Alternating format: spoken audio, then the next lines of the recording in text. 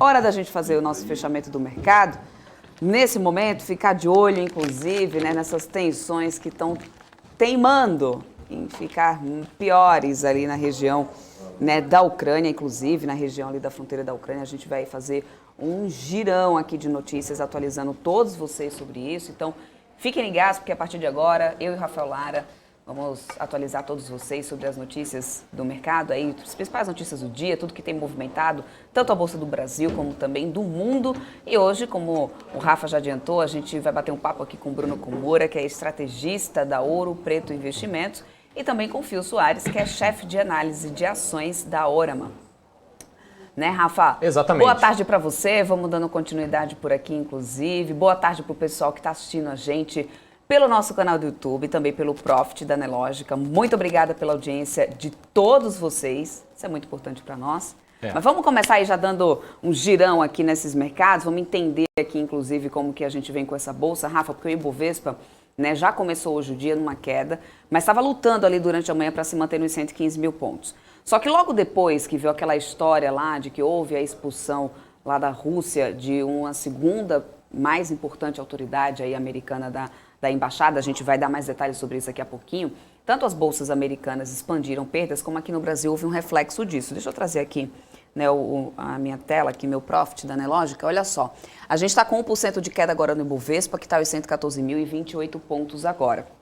No dólar futuro, a gente teve uma reversão aí para o sinal de alta, 0,58 aqui de alta agora, está cotada a 5,18 ainda assim, mesmo com essa alta. A moeda americana está conseguindo se manter nesse patamar, né, abaixo dos 5,20.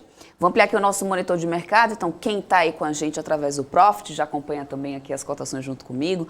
CSNA, olha só, que está liderando perdas agora, cai no 5,02%. Esse bloco de siderurgia de mineração vem em queda desde o início da manhã. Né, a gente já tinha a cotação negativa do petróleo lá do Porto de Qingdao, aí, que foi na casa dos 6%. E aí nos contratos futuros de Dalian também houve uma forte queda aí de mais de 5% no final das negociações. E isso, claro, reflete diretamente aqui. Aliás, se a gente considerar, né, que os contratos futuros da cotação do minério têm caído bastante aí nos últimos dias, já batendo aí, né, 20% de queda nesses últimos dias. E aí a gente tem esse bloco aqui aparecendo, liderando essas perdas desde o início da manhã. A Vale está caindo 4,26%, os Minas está caindo 3,49%, CSN Mineração 3,31%, Bradespar 2,51%. E aí a gente também tem o setor de construção, afinal de contas a gente tem a curva de juros bem estressadas, com esses aumentos, né, de tensões e tudo mais, no final das contas vem aí mais estressada essa curva de juros, o que reflete também no setor de construção. É um dos fatores, né, que acaba pesando. Aí a gente tem Cyrela caindo 1,98%, a VEG cai também aqui, 1,92% agora, a Exitec indo com a Cyrela ali junto, né, no setor de construção. Aéreas e turismo também estão caindo, a gente tem essa alta do dólar agora, mas também tem esse aumento das tensões, né, geopolíticas, e isso reflete bastante no setor de aéreas e turismo. Então, hoje a gente tem Gol caindo 2,38%, Azul também está em queda hoje, CVC vem em queda depois de alguns dias aí seguidos de alta. Azul está aqui, 1,23% de queda agora. Olhando para as altas, TOTS está liderando altas agora aqui, 6,37% de alta para TOTS. Aí a gente tem Carrefour, né, que teve bons números aí sendo divulgados, 3,26% de alta para Carrefour. Natura também está subindo 3,96%, Pets sobe 2,7%. Lembrando que, inclusive, a gente teve índice hoje, Cielo, mostrando um aumento de 2,5% aí das vendas do varejo, mais um mês consecutivo de aparente recuperação, né, do varejo. Isso tem refletido aqui, tem refletido bem em alguns papéis do setor. Esse é o cenário que a gente tem aqui por enquanto. Vou atualizar vocês aqui dos Estados Unidos, só para vocês ficarem por dentro. Olha só, Nasdaq agora está caindo 2,10%, tá? Dow Jones está caindo 1,23%, S&P 500 caindo 1,50%.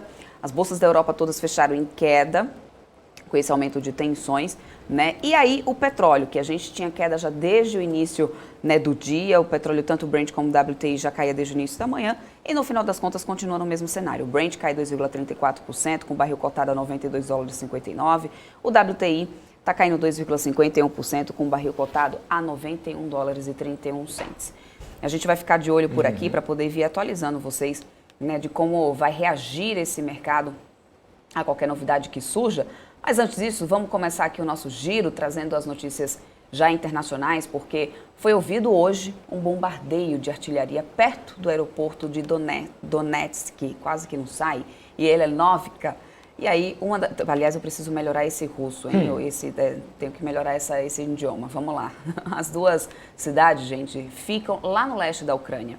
E elas são controladas por rebeldes apoiados pela Rússia.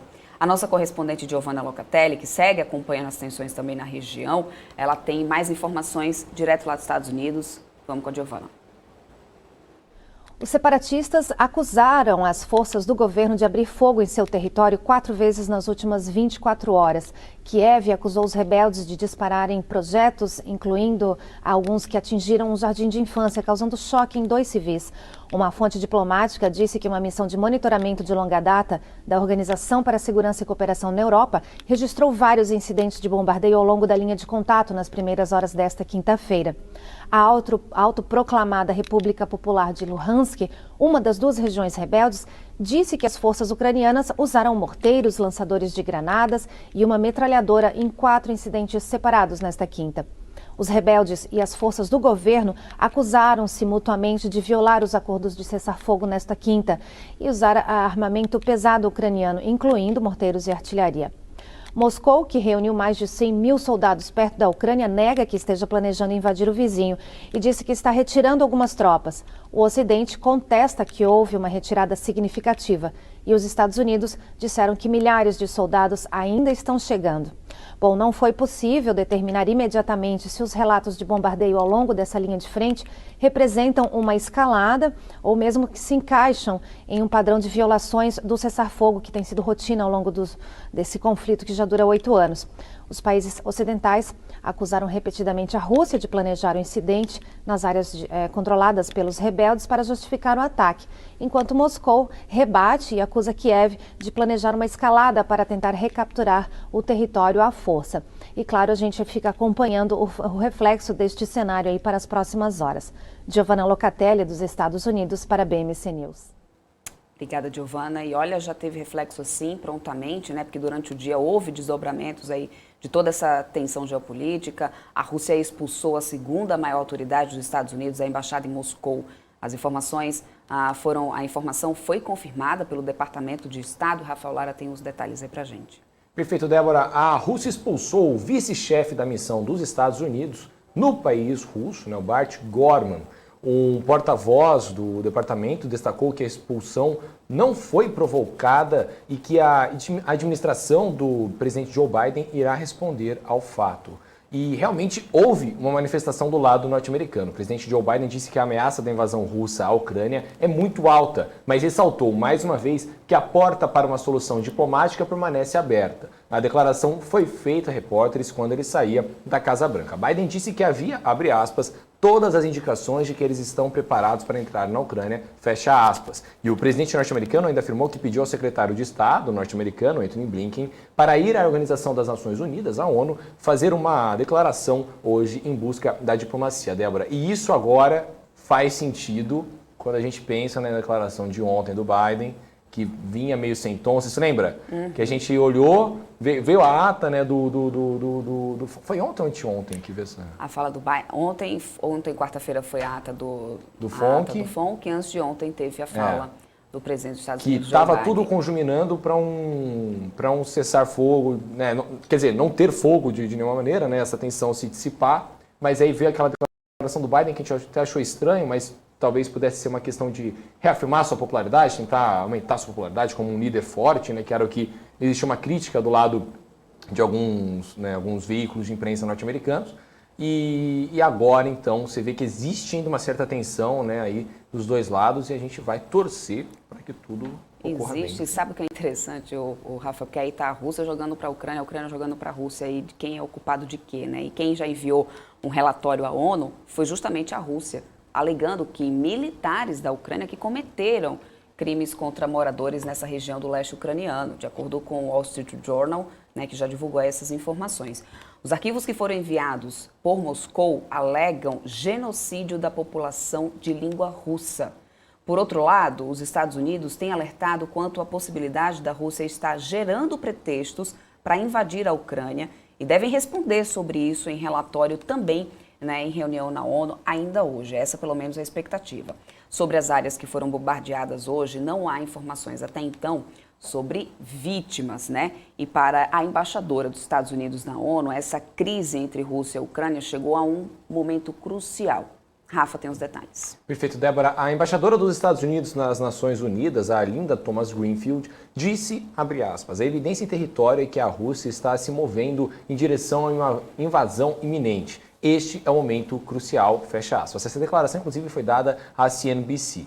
O secretário de Defesa dos Estados Unidos também se manifestou hoje dizendo que o conflito iminente entre a Rússia e a Ucrânia ainda pode ser evitado. Durante uma coletiva de imprensa da OTAN em Bruxelas, ele ressaltou que o caminho da diplomacia pode ser difícil, mas ainda vale a pena. Enquanto isso, o chanceler alemão Olaf Scholz declarou que está pronto para reagir com sanções caso a Rússia pratique agressões militares contra a Ucrânia. Em entrevista à BBC, o Scholz destacou que a situação na fronteira entre os dois países ainda é ameaçadora. Inclusive, Débora, tivemos uma atualização de último minuto aqui, que o Reino Unido e a Polônia firmaram um acordo de cooperação para ajudar a Ucrânia a defender sua soberania. Agora há pouco eles lançaram um programa trilateral de cooperação entre Reino Unido, Ucrânia e Polônia, buscando intensificar, o, abre aspas, trabalho conjunto para salvaguardar a estabilidade e construir uma resiliência na Ucrânia, fecha aspas. De acordo com nota do governo britânico, a ação demonstra o compromisso de, abre aspas, fortalecer ainda mais a cooperação estratégica e o engajamento entre as três nações nas questões de maior prioridade em apoio à Ucrânia, fecha aspas.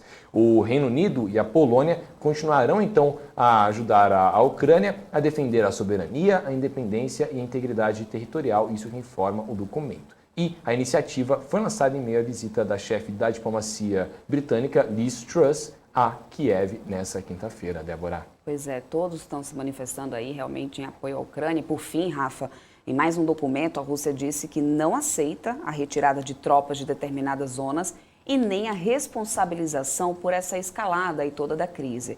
De acordo com a Sputnik, um documento da Rússia sobre garantias de segurança foi entregue ao embaixador dos Estados Unidos no país. Nesse documento, a Rússia especifica que não aceita as exigências de retirada das tropas de determinadas zonas do país e expressou a preocupação com a crescente atividade militar dos Estados Unidos e OTAN nas fronteiras russas, enquanto as linhas, né, vermelhas deles, né, assim como os principais interesses de segurança, bem como o direito soberano da Rússia de se proteger, continuam sendo ignorados.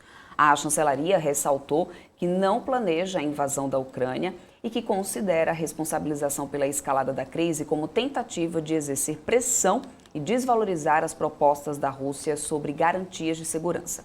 Para acalmar a situação, a Rússia aponta como medidas a suspensão de fornecimento de armas à Ucrânia por parte dos Estados Unidos, a retirada de todos os conselheiros e instrutores ocidentais do país e o interrompimento de qualquer exercício, né, em conjunto com as Forças Armadas da Ucrânia, ou seja, saiam de todo o território, que está tudo certo para a gente. Voltando a falar agora das notícias aqui do Brasil, Rafa, a Gafisa confirmou o andamento de conversas com a BR Malls, mas disse que até então nada foi fechado. Mais informações com Rafael Lara. Perfeito, Débora. A Gafisa confirmou em fato relevante as notícias que foram publicadas por veículos de imprensa a respeito de negociações com a BR Malls em busca de oportunidades de ampliação de seus negócios. De acordo com o texto, a empresa, abre aspas, atua de forma dinâmica e seletiva para desenvolver o portfólio de negócios com maior valor agregado e assim restabelecer a Gafisa como uma das maiores companhias do setor imobiliário brasileiro, fecha aspas. A Gafisa disse também que mantém conversas com diversos agentes do mercado no intuito de identificar oportunidades que incluem a BR Malls, assim como outras empresas do segmento. Porém, a construtora disse que não há qualquer documento fechando o negócio com a administradora de shopping centers. E aí a gente fica aqui no aguardo dos próximos capítulos, Débora. Exatamente isso. Eu trouxe até aqui, olha só, trouxe aqui no nosso monitor de mercado com recorte só da construção civil, para poder a gente ver aqui a Gafisa, que está nas quedas aqui. Aliás, todo o setor, né, como eu falei mais cedo para vocês. A gente tem um estresse aí da curva de juros, desde a ponta curta até a mais longa. E aí, no final das contas, né, o impacto também, o setor de construção civil às vezes sente bastante o impacto disso. E aí está aqui, Gafisa hoje está caindo 1,47%. Já BR Malls cai aqui 0,31%, o papel está a 9,69% nesse momento. Bom, os economistas do mercado disseram aos dirigentes do Banco Central hoje que o IPCA pode ficar acima de 6% nesse ano. Isso por causa da alta dos preços das commodities e também dos riscos geopolíticos, segundo uma apuração do Broadcast. Em mais uma rodada de reunião entre o Banco Central com o mercado, os economistas relataram ainda que grande parte das casas estão ajustando os seus cenários para pior. Na ocasião, os riscos fiscais também foram debatidos, já que eles alimentam esse aumento das projeções para 2023. As apostas para os juros nesse ano estão entre 12,25% e 12,75%. Mas agora, com o Banco Central deixando o juro alto por mais tempo que o esperado antes, os cortes na taxa só em 2023, quando devemos aí ter uma Selic entre 7,5% e 9,5% no fim do ano, contra uma mediana de 8% no Focus. E aí, Rafa, a ANP vai exigir agora de distribuidores de combustíveis que eles informem estoques diariamente, inclusive, para evitar um risco de desabastecimento. Traz mais detalhes aí pra gente, Rafa. Perfeito, Débora. A resolução da ANP altera de mensal para diária essa restação de contas. Para isso, as empresas terão até um ano para se adaptarem à mudança. De acordo com a ANP, a mudança é necessária para que haja previsão com antecedência de riscos de desabastecimento diante da venda de refinarias pela Petrobras. Como agora a estatal deterá a menor fatia da produção nacional, a agência afirma que o monitoramento diário permitirá identificar riscos de desabastecimento. Débora. Maravilha, Rafa. Vamos só dar mais aqui uma boa tarde para o pessoal, inclusive. Quero de novo aqui agradecer toda a audiência de vocês que estão nos acompanhando, tanto no nosso chat, como também pelo Profit da Nelógica. E lembrar, vocês já estão inscritos lá no nosso canal do Telegram, porque por lá a gente também está sempre passando as notícias aqui de primeira mão para todos vocês. Então, já fiquem ligadinhos, tem aí no nosso chat afixado aí, para vocês conseguirem entrar no nosso grupo lá, no nosso canal lá no Telegram, né? Então, fiquem ligados, Rafa, porque ainda tem as outras redes sociais, né, Rafa? Exatamente, Débora, tem lá nosso Instagram, nossos vídeos especiais aqui no YouTube, tem Spotify, a gente tem, cara, você só não vai saber de mercado financeiro se você não quiser mesmo. Entendeu? Então, é tudo gratuito, meu. Entra lá, entendeu? Vai lá, aproveita. Nossa, isso é uma facilitação da vida aí que é maravilhosa. Agora, tem muita gente aqui também falando de criptomoeda. Por que vocês não estavam ontem brigando ontem no meu programa sobre isso? Ontem eu fiz um programa só para briga de criptomoeda. O Kryptonews, 7h30 da noite. Eu fiquei aqui falando várias vezes. Eu chamei o tio Uri, que não gosta de cripto. Chamei o Luiz Oliveira, da Nord, que é o analista-chefe de criptoativos, para eles debaterem. Foi um debate super bacana, um dos melhores programas do ano. Realmente aí foi super legal. A gente vai fazer mais vezes. Mas apareçam lá, pô. Entendeu? O pessoal aqui comentando aqui. Agora é hora de mercado financeiro tradicional. Aqui, ação, renda fixa, enfim, commodities. Mas, poxa vida, vocês têm que aparecer 7h30 da noite no Kryptonews para brigar também, que eu quero esse debate lá. Porque aí eu posso dar essa atenção para vocês, gente. Então, por favor, já marquem aí na agenda. Quarta-feira tem Kryptonews, vocês têm espaço aberto. Se você gosta ou não de criptomoeda, para vir aqui debater, entendeu? Para a gente criar esse conhecimento conjunto aí, né, Débora? Exatamente isso. E olha só, pessoal que está aqui no chat, MPK, Rui, Nicolas, dizendo Débora Moranguinho. A minha cor está bem propícia para isso hoje mesmo, né? Helder, Paulo, boa tarde para todos vocês. Cláudio Amaral, Nicolas também está por aqui, o Léo Brum também está por aqui. O Nicolas Muito Trader, você obrigada, viu, né? Hein? Oi? Você viu o que é o Nicolas Trader, né? A foto dele. É cara o muito Nicolas sério, Cage. Você é um gênio, cara. Muito bom. Eu adorei. Muito bom. Bom, Muito bom. Vamos lá bater um papo agora com o Fio Soares, ele que é chefe de análise de ações lá da Orama, já está aqui com a gente. Quero dar boa tarde, Fio, para você. Muito obrigado por ter aceito o convite, está aqui de novo para a gente bater um papo aí. Oba, sempre prazer estar aqui com vocês. Boa tarde, pessoal. Ótima tarde para ti. Pessoal que está assistindo a gente, já vão mandando suas dúvidas aí no chat, que eu e o Rafa aqui a gente está de olho. Vamos falar um pouquinho sobre essa privatização, inclusive, da Petrobras, né? Voltou aí, inclusive, a ter andamento essa privatização. Já houve uma primeira fase ali lá no Tribunal de Contas da União. Ainda tem uma outra fase em andamento, mais votos a serem justificados, mas eu quero entender do teu ponto de vista, né? Como que você está vendo esse andamento aí de privatização da Petrobras? É exatamente o que é mais interessante, como o mercado estava aguardando? Bem, a revisão do valor aí, do bônus de outorga e do valor que tem que ser colocado na CDE foi bastante grande, né? Foi mais do dobro. Então, a gente achou muito, muito grande a correção, assim, com as premissas que o pessoal do TCU usou, do tipo, precificar a potência, mas sabe? Você tem usinas que são lixiviadas, assim, que não tem é, a geração de energia condizente com a potência que está instalada ali, sabe? Então, e outro ponto é os caras usarem R$ 250 por megawatt-hora como preço de premissa, assim, que é um preço bem alto, até para contratos de longo prazo. Então, é, eu pessoalmente, assim, minha opinião é que eu achei a justificativa do TCU por essa correção de valor aí um bem, bem, assim, aumentando o valor, assim, quase que indevidamente, mas o mercado ficou muito satisfeito, né, mesmo com essa reprecificação aí dos valores, só o fato de a privatização estar andando para frente, o mercado ficou bastante satisfeito, teve até uma alta bem expressiva aí no pregão. Então, acho que o saldo é positivo para a Eletrobras, né? Acho que não era muita gente que esperava aí que essa privatização fosse nem sair, né?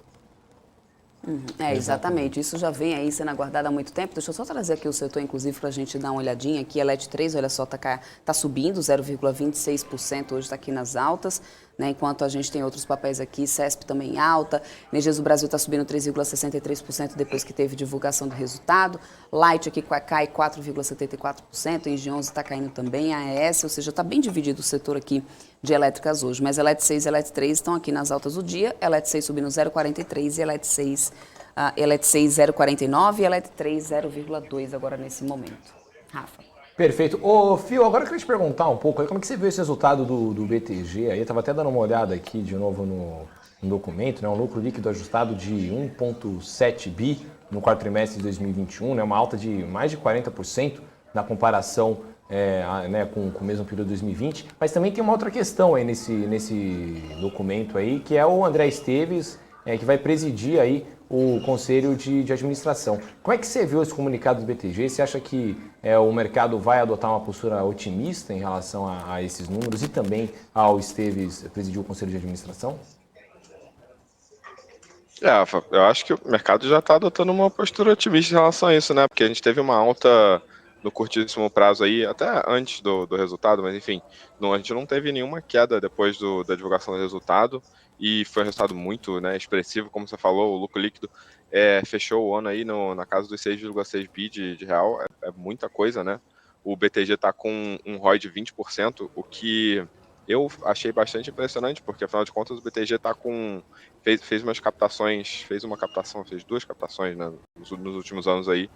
E quando você aumenta o patrimônio líquido, para o mesmo lucro, você diminui o ROI. Então, eles estão conseguindo rentabilizar bastante bem o que eles têm em casa. E ainda mais com essa unidade toda de varejo grande, que tradicionalmente no início não dá muito dinheiro. Então, assim, achei um ROI de 20% muito bom mesmo. Fiquei surpreso com o resultado do BTG, assim. E em relação ao André Esteves, eu acho que assim, é formalizar uma situação que informalmente eu acho que já existe uma noção assim de que ele tem uma influência muito grande nas decisões do que é feito dentro do banco, independentemente de qual cargo ele assume formalmente, né? Então, na minha cabeça, assim, é uma formalização de uma noção que o mercado já tinha antes, assim, independentemente de se procede ou não procede. Eu acho que a noção, o entendimento aí do mercado é de que o Esteves sempre teve uma voz muito ativa dentro das decisões que são tomadas no banco, seja ele no cargo que ele tiver, né? Seja como sócio relevante, como presidente do conselho, enfim.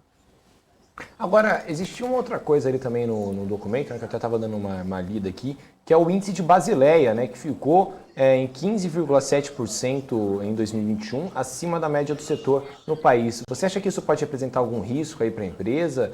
Né, principalmente aí, a gente está falando que também teve a questão de que se você pega a composição da base de capital próprio, formada pelo capital social e lucros não distribuídos, encerrando em 13,6%. Isso você acha que vai pesar na balança e com um risco considerável para o papel aí, para se calcular a curto e médio prazo para a empresa? Assim, a Basileia não é nem um ponto assim tão importante assim no contexto do BTG, porque o BTG é um banco de investimentos, né? A Basileia é um indicador muito olhado para bancos que são muito mais voltados para crédito, tipo os nossos bancos aqui, Bradesco, Santander, Banco do Brasil, ou um Bocom BBM, um ABC, que são casas que têm o grosso da sua rentabilidade vindo de concessão de crédito e captação de recursos. Então, o BTG ele tem uma quantidade de linhas de negócio que é muito diversificada, assim, desde emissão de crédito, emissão de dívida, gestão de recursos, administração, custódia. Então, assim, eu não vejo a Basileia como um indicador que seja assim decisivo dentro do contexto de você olhar um BTG, assim, porque o crédito ali sei lá, um quinto do negócio, alguma coisa nesse tamanho, assim, nessa magnitude, não é mais que isso não. Perfeito. Débora? Eu queria comentar um pouquinho contigo também sobre as ações, algumas ações menores, como por exemplo a da Ocean Pact, né, os serviços marítimos, inclusive. Eu queria entender a tua opinião sobre esse case da empresa, que no final das contas, se a gente for olhar do IPO para cá, já perdeu aí cerca de 70% do valor, né? Como que você tem olhado aí para companhias como, por exemplo, a Ocean Pact? A gente teve, né, esse último ciclo de queda das empresas aí, das ações que a gente teve ao longo dos últimos 6 meses, foi bastante forte, né? E agora é o momento que a gente vai olhar e separar o joio do trigo, né? Então a Ocean Pact especificamente é uma empresa que a gente acha que está num preço bastante interessante aqui na hora. Eles já tinham sido muito punidos depois ali de agosto, julho, agosto, quando teve o anúncio de um reajuste bastante expressivo aí de 30% de uma classe de operários ali e que tem uma perspectiva de piorar a margem, obviamente, né? Você está aumentando 30% do pedaço expressivo da sua folha de pagamento, mas o que eles fizeram, assim, é tudo uma questão de momento de mercado desse negócio que eles estão, né? Então, esse negócio de embarcações auxiliares é um negócio que vem de últimos anos bastante amassados, assim, com uma sobre-oferta internacional de embarcações. O mercado de embarcações é bem líquido internacionalmente, então você pode comprar ou vender lá fora, como você preferir. E eles captaram esse recurso do IPO, compraram diversas embarcações, se não me engano estão com 34 agora, então compraram mais de 10 embarcações nesse período. E agora o valor da empresa está valendo assim, menos do que a grana que eles captaram no IPO. Então, é muito dispare o que a gente vê em termos de empresa, mesmo se você desmontar a Ocean Pact e vender os navios, você já tem até um ganho, inclusive, se você fizer esse tipo de operação, que é um cálculo hipotético, né? Mas a gente vê como muito interessante o valor dessa empresa negociada em bolsa hoje, né? A gente deu a recomendação lá no 2,89, foi no final do ano passado, recomendação de compra para ações de Ocean Pact, agora já está no 3,30, se não me engano, ontem estava 3,50, é muito volátil, né? É razoavelmente arriscado, né? A gente aqui olha muito ativo fixo, então, para mim, uma empresa de tecnologia qualquer seria muito mais arriscada do que uma Ocean Pact, afinal de contas tem lastro, né? Tem ativo real, tangível, para você vender, e líquido, que é importante, né? Não é uma coisa que você vai ter dificuldade em vender. Então, para nós é um case bastante interessante, e obviamente é sempre interessante também se posicionar numa empresa que você tem a Dynamo como sócia, né? Então, sempre tem uns 5, 6 fundos de investimento que são bastante renomados, aí, como fundos ativos que trabalham em prol do minoritário. Então, nós aqui como investidor pessoa física, é interessante olhar a composição acionária e isso conta como ponto positivo também. Inclusive, a Débora até abriu ali, Trouxe né, aqui o gráfico, inclusive, do Ocean Pact para a gente ver agora. Realmente está caindo 3,44% agora. O papel está 3,37%. E realmente de julho, olha só, julho estava aqui na casa dos R$9, né? Realmente está aqui 3,37 hoje, vem numa queda de 3,44. A gente também tem o Ibovespa em queda hoje, né, Phil? Exatamente. Agora, o Phil, deixa eu te perguntar uma outra questão, né? O pessoal está mandando aqui muita mensagem para a gente perguntando meio que sobre o mesmo assunto. O MPK fez uma pergunta aqui muito interessante. Ele perguntou: existe algum plano B para alguma eventual guerra né, em relação a principalmente investimento? Se tem como você já montar essa construção, ter essa construção de uma carteira, ou só dá para fazer com os acontecimentos? Porque é aquela questão, né, aquela velha questão. A gente está vendo essa tensão Rússia-Ucrânia crescer desde a semana passada, mais ou menos, né, que foi ali. Sexta-feira foi o dia que parecia que a Terceira Guerra Mundial ia acontecer, o mundo vai dar errado, tudo deu errado, estamos lascados, né? Bolsa, todo mundo caindo, enfim. E depois, não, fim de semana vai rolar. Aí o Biden foi para a fazenda dele lá em Camp David e falou: algo de errado não está certo. E aí não rolou mais nada, mas agora voltou essa tensão, então possivelmente isso ainda deve se estender, né, ao longo do tempo. Como você acha que o investidor pode aproveitar isso? Qual composição de carteira você acha que ele deveria ter para conseguir pegar essas boas oportunidades, principalmente no curto prazo, né? Porque a gente sabe que são variações muito fortes, né? Igual você pega, por exemplo, hoje o Nasdaq caindo mais de 2%, 2,20%, uma bolsa tão grande como o Nasdaq, então, e forte como o Nasdaq. Né? Então, como você acha que o investidor, pessoa física, poderia ter essa estratégia aí para conseguir evitar, quer dizer, evitar não, conseguir ganhar dinheiro com toda essa tensão? Assim, essas hipóteses de guerra mundial são curiosas, assim, porque a gente passou aí, né, como no último século, vendo esses tipos de proxy conflicts, né, tipo, a União Soviética botava recurso num país e aí os Estados Unidos botava recurso no mesmo país, na facção oposta, e isso era corriqueiro, assim, durante décadas. Então, você falar de guerra mundial, depois a gente tem um histórico de décadas desse tipo de proxy conflict sem se esparramar, né? E a gente está numa situação hoje amplamente de paz. Então, assim, eu acho que por mais que aconteça um conflito no futuro próximo, acho que tem essa proporção toda aí que está sendo ventilada, não. Mas, de qualquer forma, o importante de conflitos bélicos é que você tem, geralmente, países envolvidos imprimindo muita moeda, tomando muita dívida, tem inflação, tem muita alta de preço de commodity. Então, você tem... Eu acho que o Brasil, como país, assim, estaria com uma relativa vantagem aí, porque você teria termos de troca favoráveis. Vantagem, obviamente, que vai ser ruim para todo mundo, mas, enfim. O Brasil tem commodities, então, em abundância, então você tem um monte de empresa aí de commodities, seja minério de ferro, seja alimentos, todo tipo de commodity que inflacionaria o preço, né, conforme você fosse tendo conflitos ao redor do mundo. E, afinal de contas, os países que estão envolvidos nesses conflitos vão demandar recursos e vão imprimir moeda para manter suas campanhas. Então, commodities, para mim, é uma resposta adequada. Se protege da inflação, mas depende, cada caso é um caso, né? Então, na região se a região é uma produtora importante de alguma commodity que seja negociada, aí essa commodity vai subir. Então eu acho que mais nessa linha, assim, não acho que vai ter uma grande consequência aqui, pelo menos para o investidor brasileiro, não. E essa seria a minha próxima pergunta para você, Fio, assim, quais impactos, assim, direto você diria que a gente pode, né, sentir aqui para que o investidor já comece a pensar em proteção em situações como essa, assim, qual seria a melhor proteção, né, e qual impacto poderia ser o maior sentido de qual setor? A gente já teve tanto conflito, né? Tanto conflito bélico aí nos últimos. A gente teve a Rússia entrando em Donetsk, como a sua representante falou agora há pouco tempo. A gente teve a Rússia entrando na Crimeia.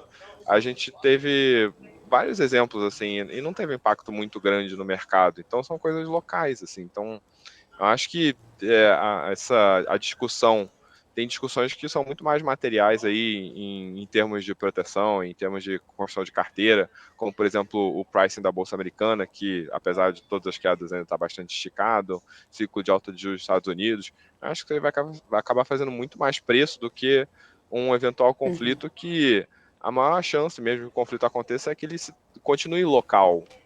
Então, a minha perspectiva é essa. Acho que o investidor brasileiro não deveria estar muito preocupado com isso, não, sinceramente. Perfeito. Agora, o Fio, justamente sobre essa lógica de investir em commodities, qual que você acha que é a melhor estratégia? Pegar uma Petrobras, por exemplo, né, que é estatal, mas tem um peso enorme no Ibovespa, uma Vale também ali que tem seu peso enorme, ou literalmente commodity mesmo ali, pegar algum ETF disso, algum fundo disso, ou um BDR de commodity. Qual que você acha que seria essa estratégia melhor para conseguir justamente separar o joio do trigo, né? Que a gente brinca, né? Para conseguir pegar realmente o setor de commodity e investir ali firme na carteira. Cada commodity tem a sua particularidade, né, em termos de mercado, produtores, consumidores, enfim, final, né, produto final ali. Como proteção, sei lá, como mecanismo de hedge, eu entraria mesmo um pouquinho em cada uma. afinal de contas, a gente está num momento bastante aquecido, né? Então, vamos supor, vou comprar Petrobras.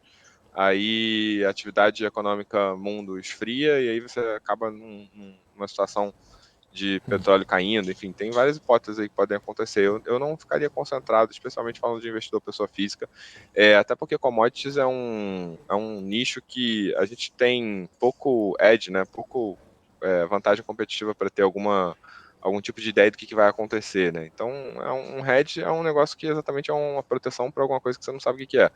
Mas como investimento, eu, pessoalmente, como analista, prefiro muito mais olhar para ações de empresas que estão expostas à atividade econômica local, que pelo menos eu tenho alguma vantagem, alguma forma de deduzir aí um pouco o posicionamento estratégico da empresa e, enfim, e as características dela que influenciam no negócio dela. Mas uma Suzano da vida é vítima, assim, o preço, o mundo dita o preço e ela é price taker, né? Ela é obrigada a vender no preço que está negociando ali.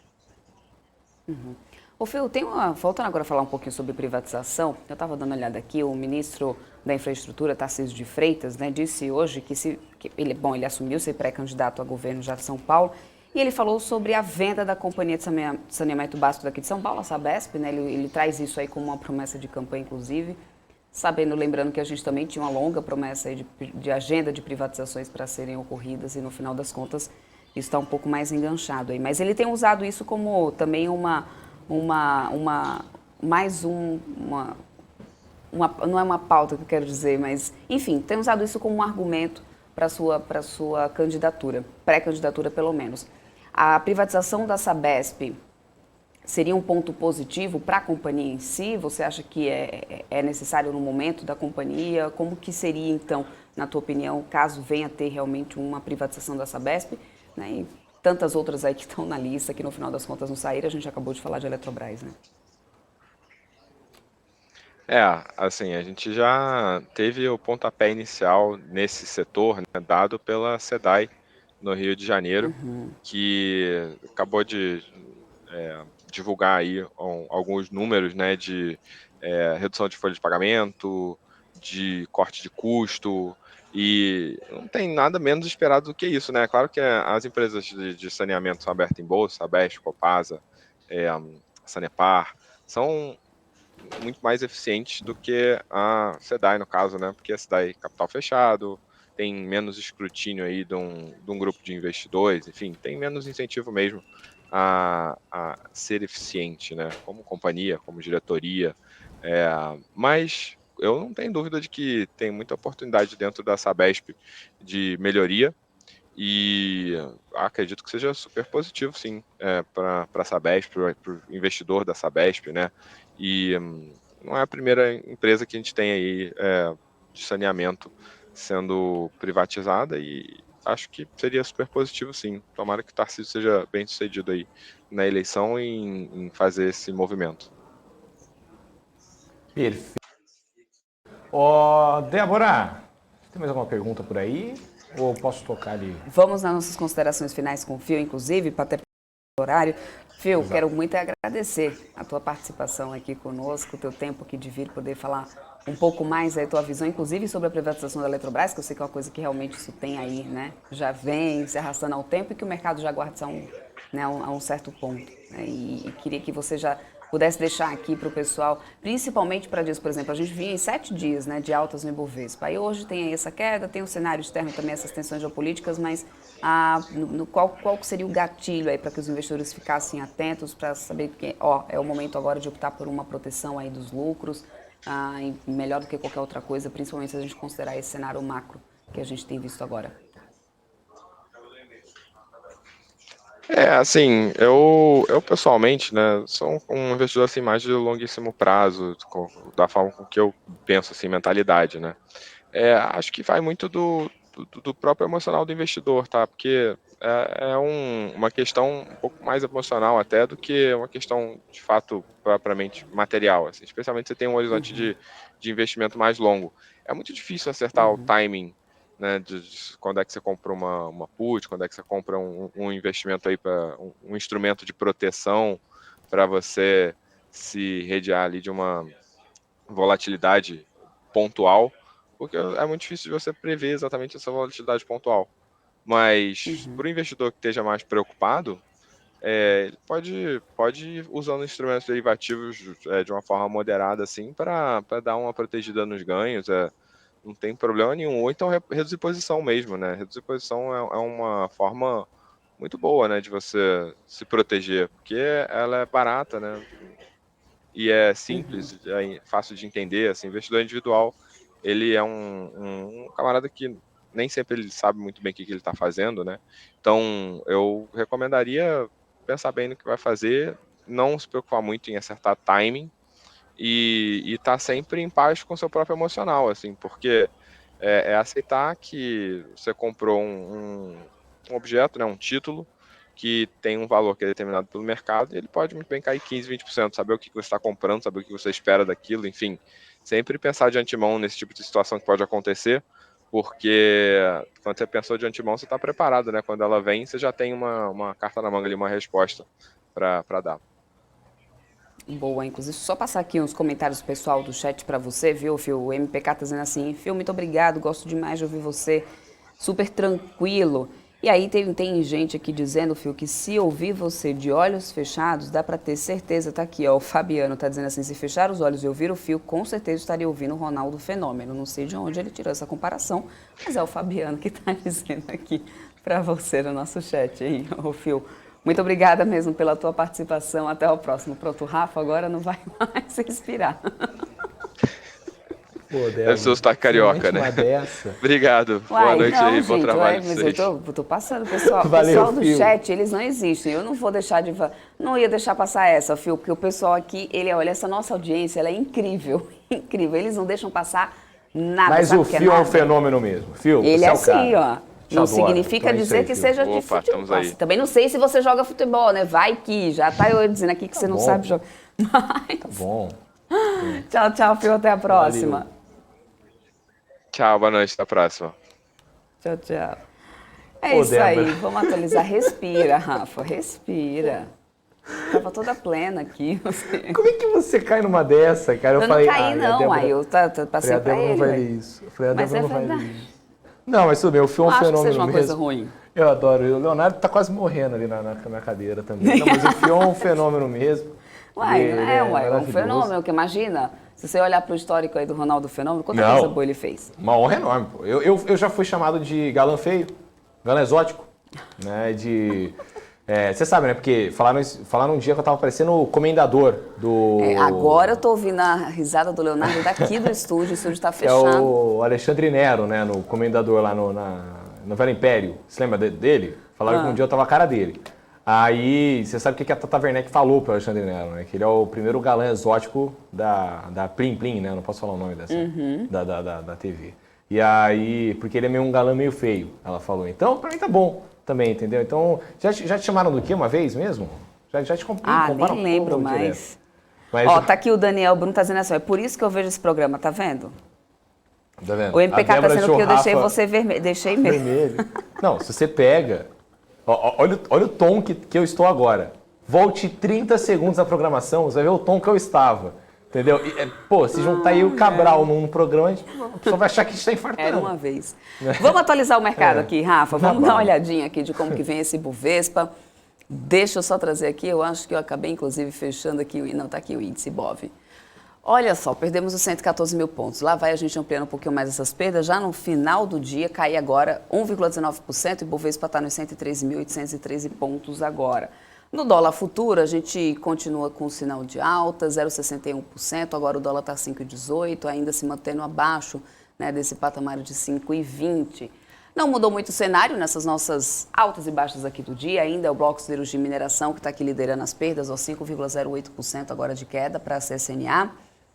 A Vale está caindo nesse momento 4,2%, Gerdau cai 4,77%, Gerdau Metalúrgica 4,69%. Os Minas também está caindo 3,55%, CSN Mineração, ou seja, todo o bloco aqui siderurgia e mineração, né? Aí depois a gente vem com a Via aí nas varejistas, a Via está caindo 2,89%, o Magazine Luiza também cai a 1,17%. A Pão de Açúcar no varejo de alimentos também está caindo 2,41%, Bradespa é outra queda, 2,65%.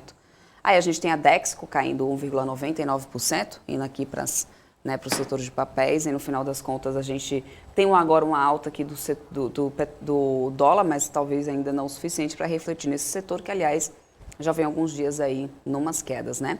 Nas altas, TOTS, 6,9% de alta agora. Energias Brasil ainda aparecendo por aqui, Natura e Pets, nessas altas, Natura subindo 2,77%. Então o Dexco está vindo na contramão do setor, porque Suzano aqui está aparecendo nas altas. Deixa eu trazer o setor aqui separado para a gente dar uma olhadinha. Olha aqui, ó. Dexco e Honey que estão aqui na queda, mas Klabin e Suzano se mantendo nas altas, Klabin subindo 2,67%, Suzano 1,31% de alta agora também para Suzano. Nos petróleos, que a gente tinha queda hoje, temos queda hoje do setor da cotação das commodities lá fora, a gente tem só Enat 3 aqui, nesse momento subindo 2,67%. Todo o restante do setor aqui acompanhando essa queda, né, do petróleo. Prio 3 cai no 0,51%, Petri 4 0,70%, Petri 3 0,66% de queda. Vibra Energia também cai no 0,45%, Ultrapar 1,84% de queda nesse momento no setor de petróleo. Os bancões também seguem uma queda aqui, olha só. Só o Banco do Brasil está conseguindo se manter em alta, Banco do Brasil inclusive, né, que teve um bom resultado aí sendo divulgado.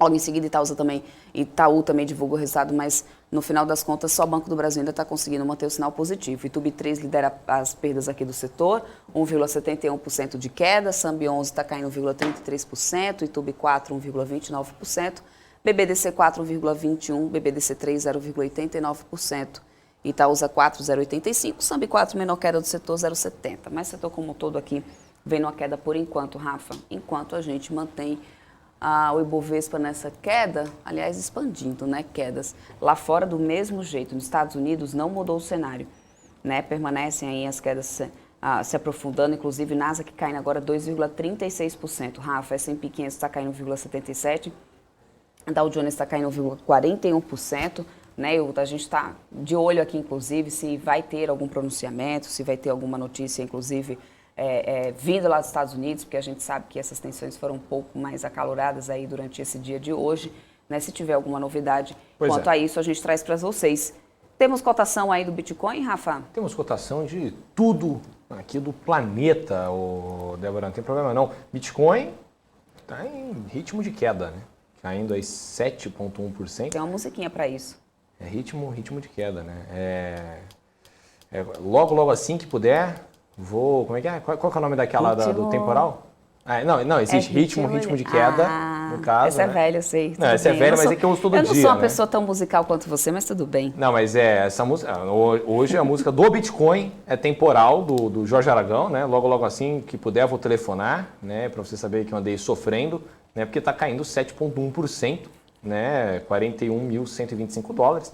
Ethereum caindo 8,26% aos $2.907. BNB caindo 5,4%, BNB inclusive está com um logo novo agora, aos $407 aí, todo mundo caindo, inclusive vou até puxar um outro gráfico aqui, né? Deixa eu trazer rapidinho aqui para ver quem é que está fazendo dinheiro hoje, né? Mesmo em queda, hein, Débora, quanto que você acha que está sendo a maior valorização do mundo cripto hoje, nas últimas 24 horas? Chuta um número. Nossa, eu não tenho noção, Rafa, porque essas criptomoedas passam dos bilhões, milhões aí das contas, eu me perco no zero. Igual você quando fala que você não sabe, aquele 0,000. Eu juro que eu me perco nesses números. A professora Carol de matemática não me ensinou, o professor Márcio também não me ensinaram de... Ah, é? Como que?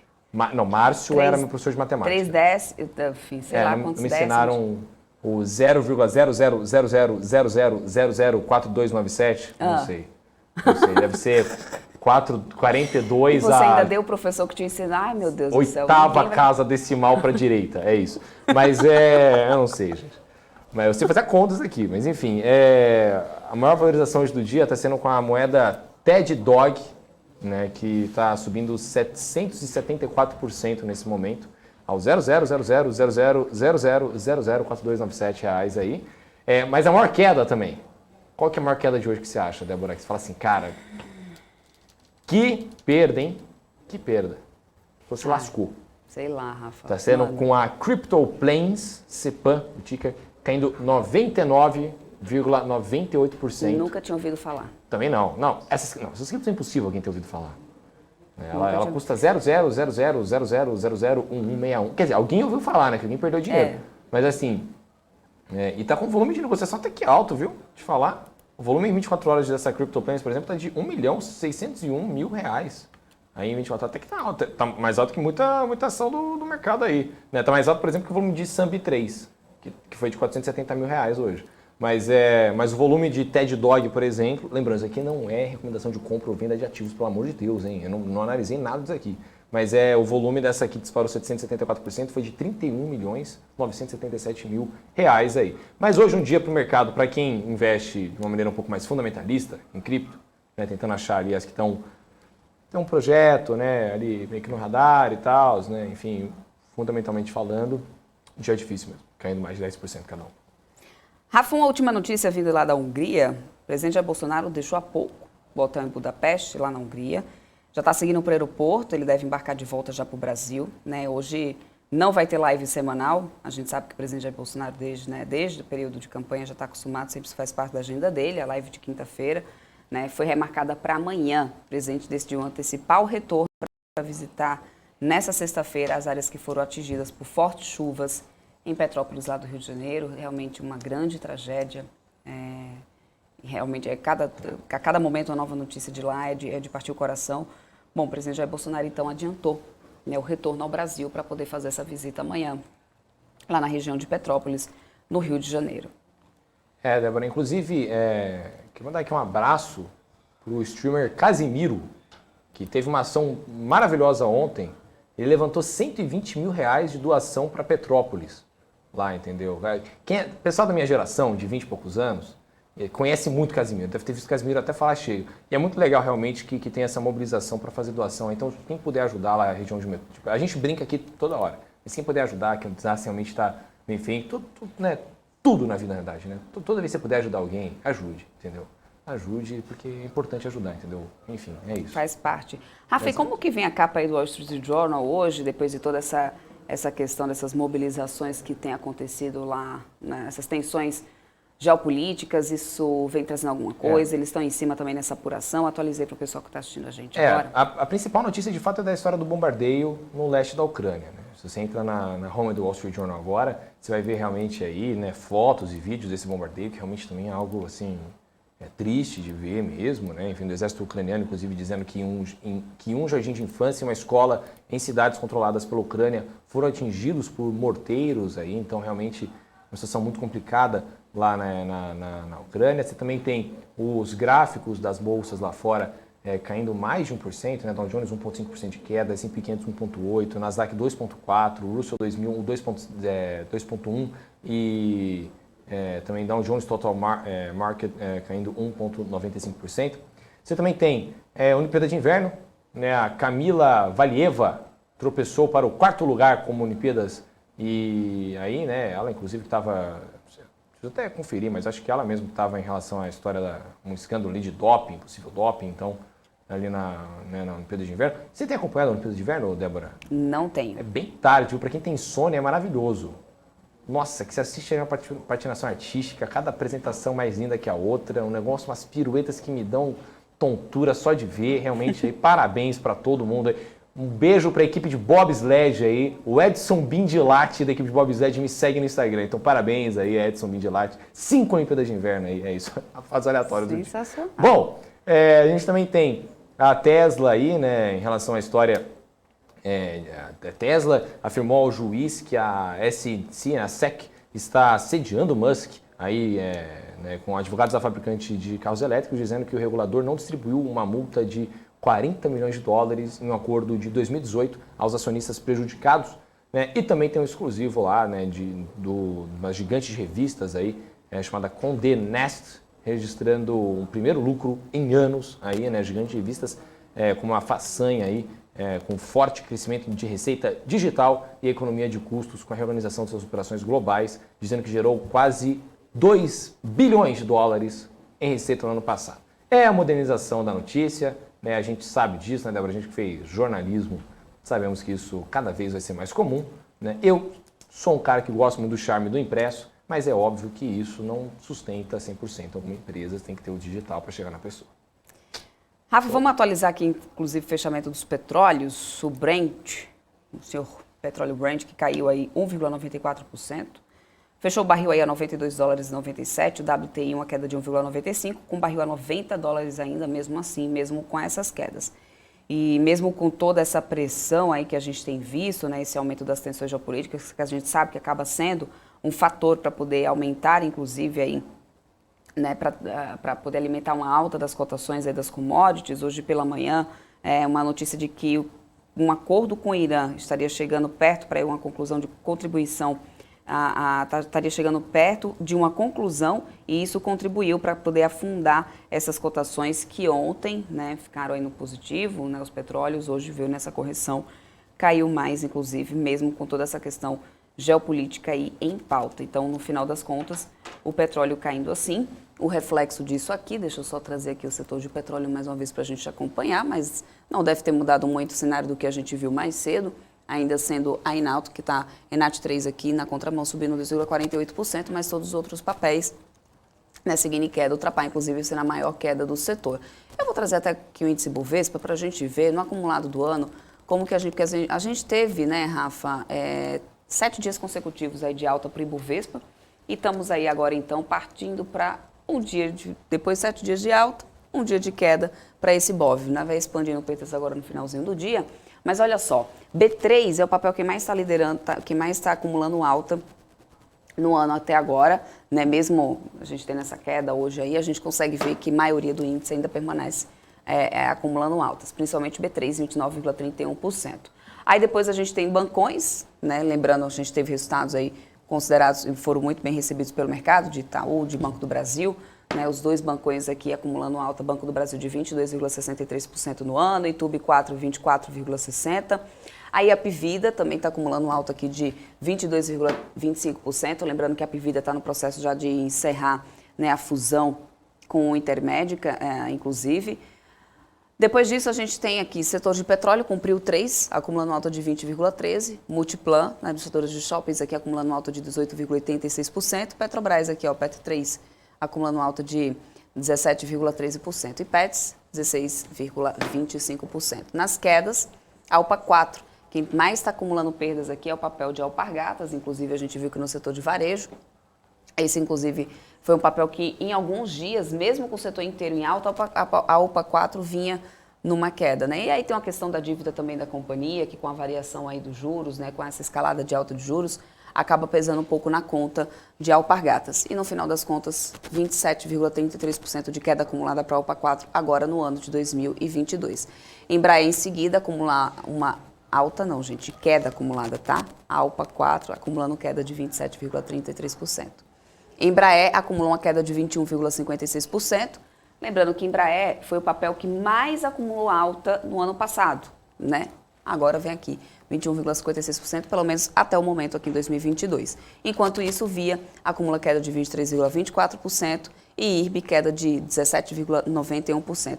Esse é mais ou menos o cenário do índice Bovespa, aqui dos papéis que compõem o índice, né? No acumulado anual, para poder a gente entender como que vem agora, até agora esse Bovespa, que mesmo com essa queda de hoje, já vinha em 7 dias de alta, né? Não tem sido tão ruim assim se a gente parar para poder analisar. Olha só, Ibov agora caiu 1,26%, mas olha aqui, quantos dias aqui já vinha, né, de alta, chegando ontem a fechar nesse patamar dos 115 mil pontos, o que a gente já não via acontecer desde aqui de setembro, né, do ano passado, Rafa.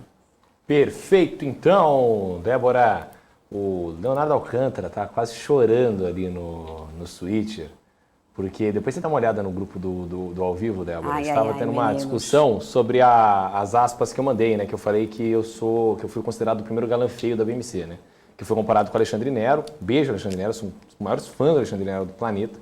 E aí eu mandei uma foto minha e uma foto do comendador para ver se não é igual. Leonardo está tendo um infarto ali no Switch, então bem bacana mesmo. Rafa, só atualizar o fechamento também do dólar à vista. Isso. A gente teve dólar aqui fechando numa alta de 0,76%, mas o dólar à vista se manteve aí nos 5,16. Aliás, o dólar que tem, né, esse patamar de 2, ó, sonho nosso, 5,16, 5,18, que é como vem agora o futuro, continua aqui, eu vou ficar acompanhando ainda aqui para vocês, mas o dólar futuro está aqui, 0,57% de alta, 5,18. A gente não vê esse patamar desde aqui, ó, meio do ano passado, né? Era quando a gente tinha o dólar nessa casa aqui, abaixo de 5,20. Então, a gente teve o dólar à vista fechando numa alta de 0,76%, cotada a 5,16. E no dólar futuro, ainda tem alta aqui também, 0,58%, cotada a 5,18. Eu vou permanecer acompanhando aqui para vocês, enquanto o Ibovespa segue renovando mínimas. Lá fora, nos Estados Unidos, também ampliam perdas aqui os papéis, os índices, Rafa. Dow Jones caindo 1,58%, mas quem mais está caindo é Nasdaq, 2,54% de queda. Não, e Nasdaq está realmente muito complicado, né? O Mark Zuckerberg deve estar agora estressadíssimo, né? Ele, o Jeff Bezos. Inclusive, a gente teve atualização daquela história da ponte lá, do Jeff Bezos. O que deu a história da ponte, hein? Até então, não acompanhei mais, infelizmente. Alô, Jeff Bezos, hein? Eu topo fazer uma matéria especial aí, hein? Dentro do barco do Jeff Bezos aí, né? O barquinho dele, né? Para ele poder pescar na Holanda. O Felipe Tinoco aqui mandou pra gente que as puts dele de Ibov renderam 25 mil hoje, que ele doou 20 mil para Petrópolis. Parabéns, Felipe. Então a gente tem que ressaltar ótima aqui atitude. Né, atitudes boas. Né? Se você realmente tiver feito isso, né? Eu não estou contestando, mas se você realmente tiver feito, parabéns aí mesmo. É muito bacana mesmo. A gente tem que se unir, entendeu? Quando esse tipo de coisa acontece aí. Então, vamos que vamos. Ó, perguntaram se o dólar a R$2, o Rafa faz o programa vestido de Mickey ou... Faço. Tranquilamente. Sem dificuldade alguma. Pô, mas tranquilamente. Eu faço até a 3. Sem dificuldade alguma. O Rafa, hoje a gente teve também resultados sendo divulgados aí da EDP, né, que continua aqui, inclusive, nas altas do dia. Deixa eu só mudar aqui para variação diária. Por exemplo, Energias Brasil está aqui, ó, segunda maior alta por enquanto, 3,83%, enquanto o Ibovespa vem renovando mínimas. E aí, o CEO da companhia, o CEO da EDP Brasil, o João Marques, afirmou que a energia solar fotovoltaica é o grande foco da companhia daqui para frente.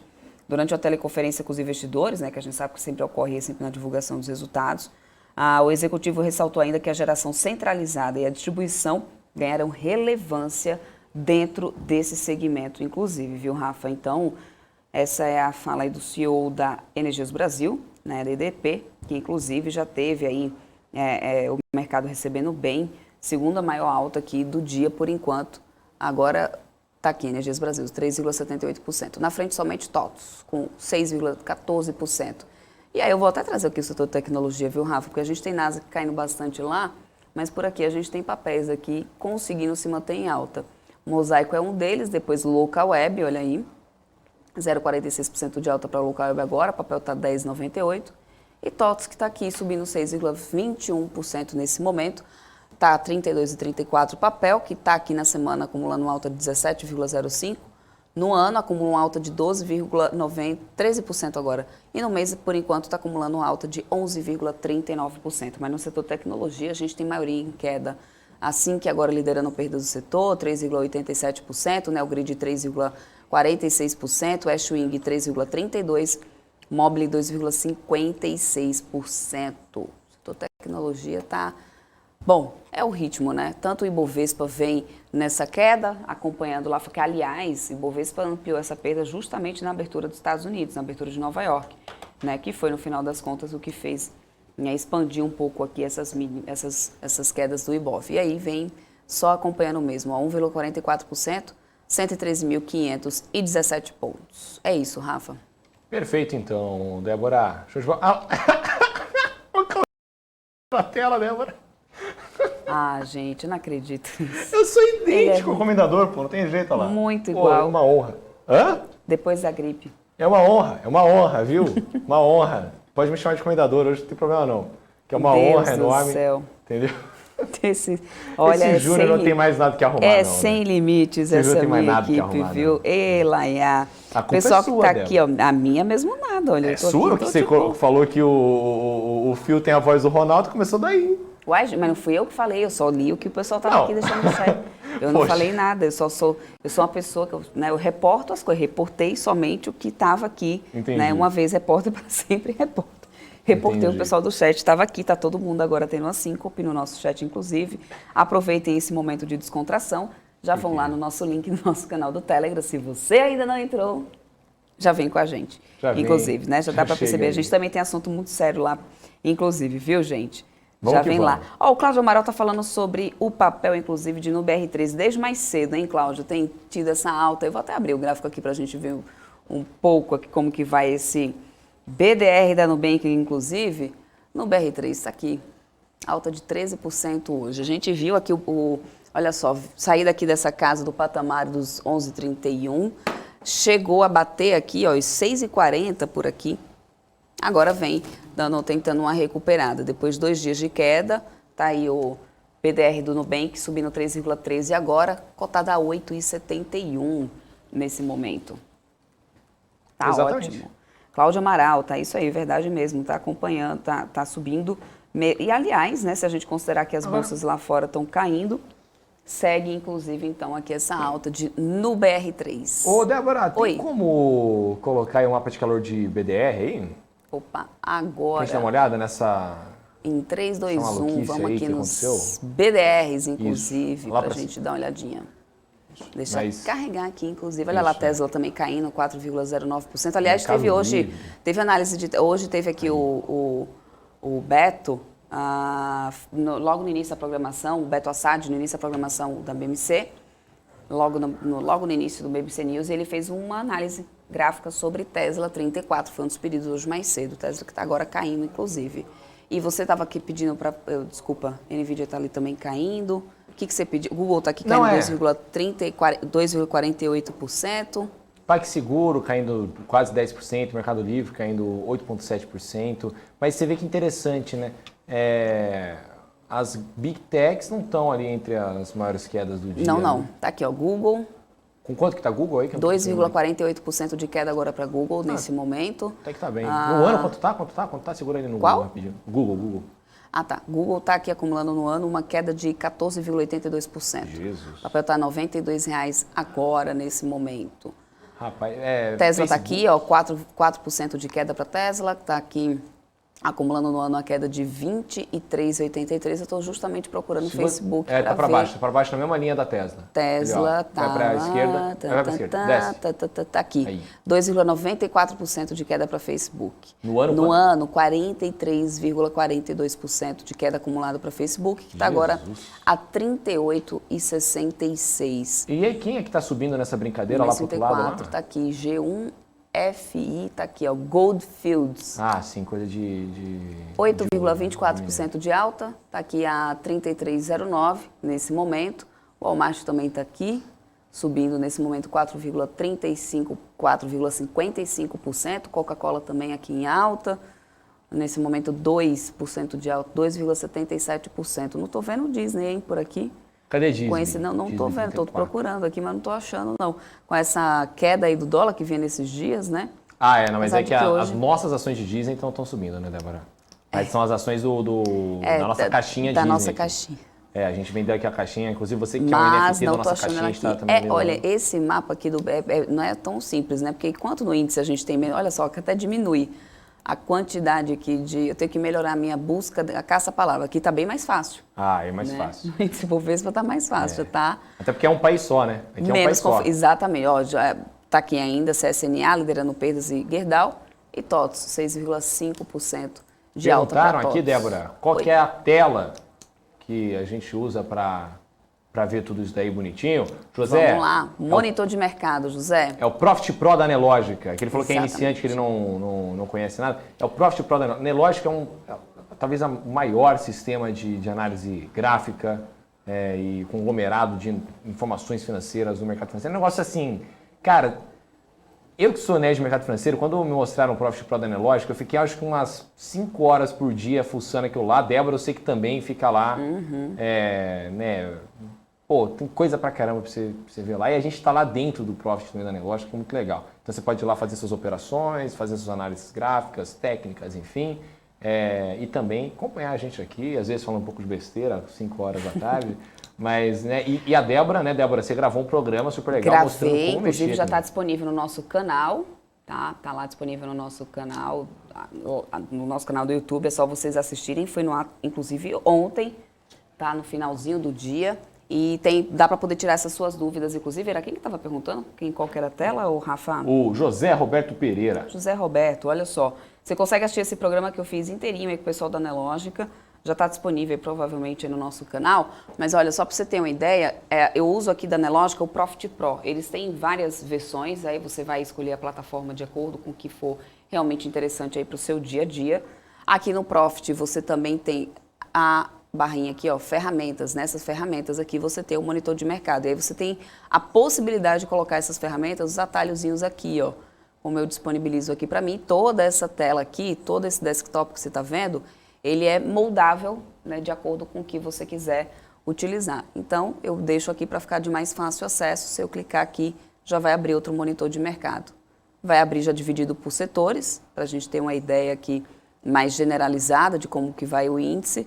E aí, então, eu posso agrupar por variação, que é como eu faço. Fica aparecendo aqui torcidas de futebol, cada um de um lado.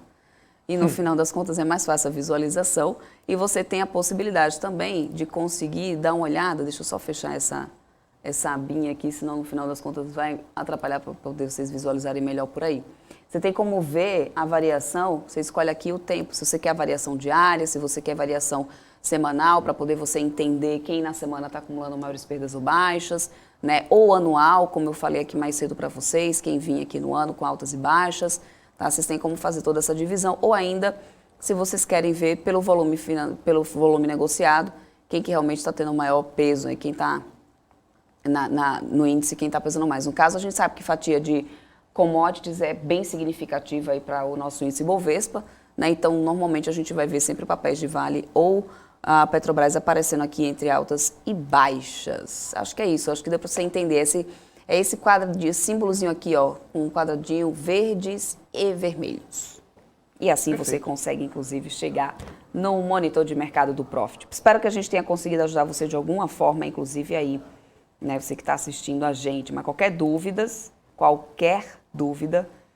traz aí pra gente que a gente tenta te ajudar. Se não der pra gente ajudar, a gente grita lá no pessoal da Nelógica, pede um help e aí dá certo, né, Rafa? Exatamente, Débora. Exatamente. Bom, vamos ver então aqui, alô, voz da consciência, se já estiver recuperado aí do ataque cardíaco que teve agora há pouco. Vamos conversar com o Bruno Kumura, inclusive, né? Ele quer avisa se ele já está aqui. Da Ouro Preto Investimentos, vai conversar com a gente aqui ainda daqui não, a pouquinho. Aqui. Então tá bom, ele já avisou aqui no meu ponto. O pessoal o Lifestyle está dizendo assim, ó, Nelógica é uma boa empresa.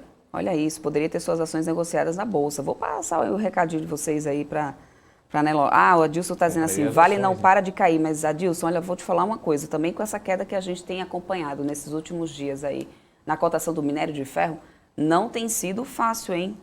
Não tem sido fácil, porque tem caído bastante mesmo.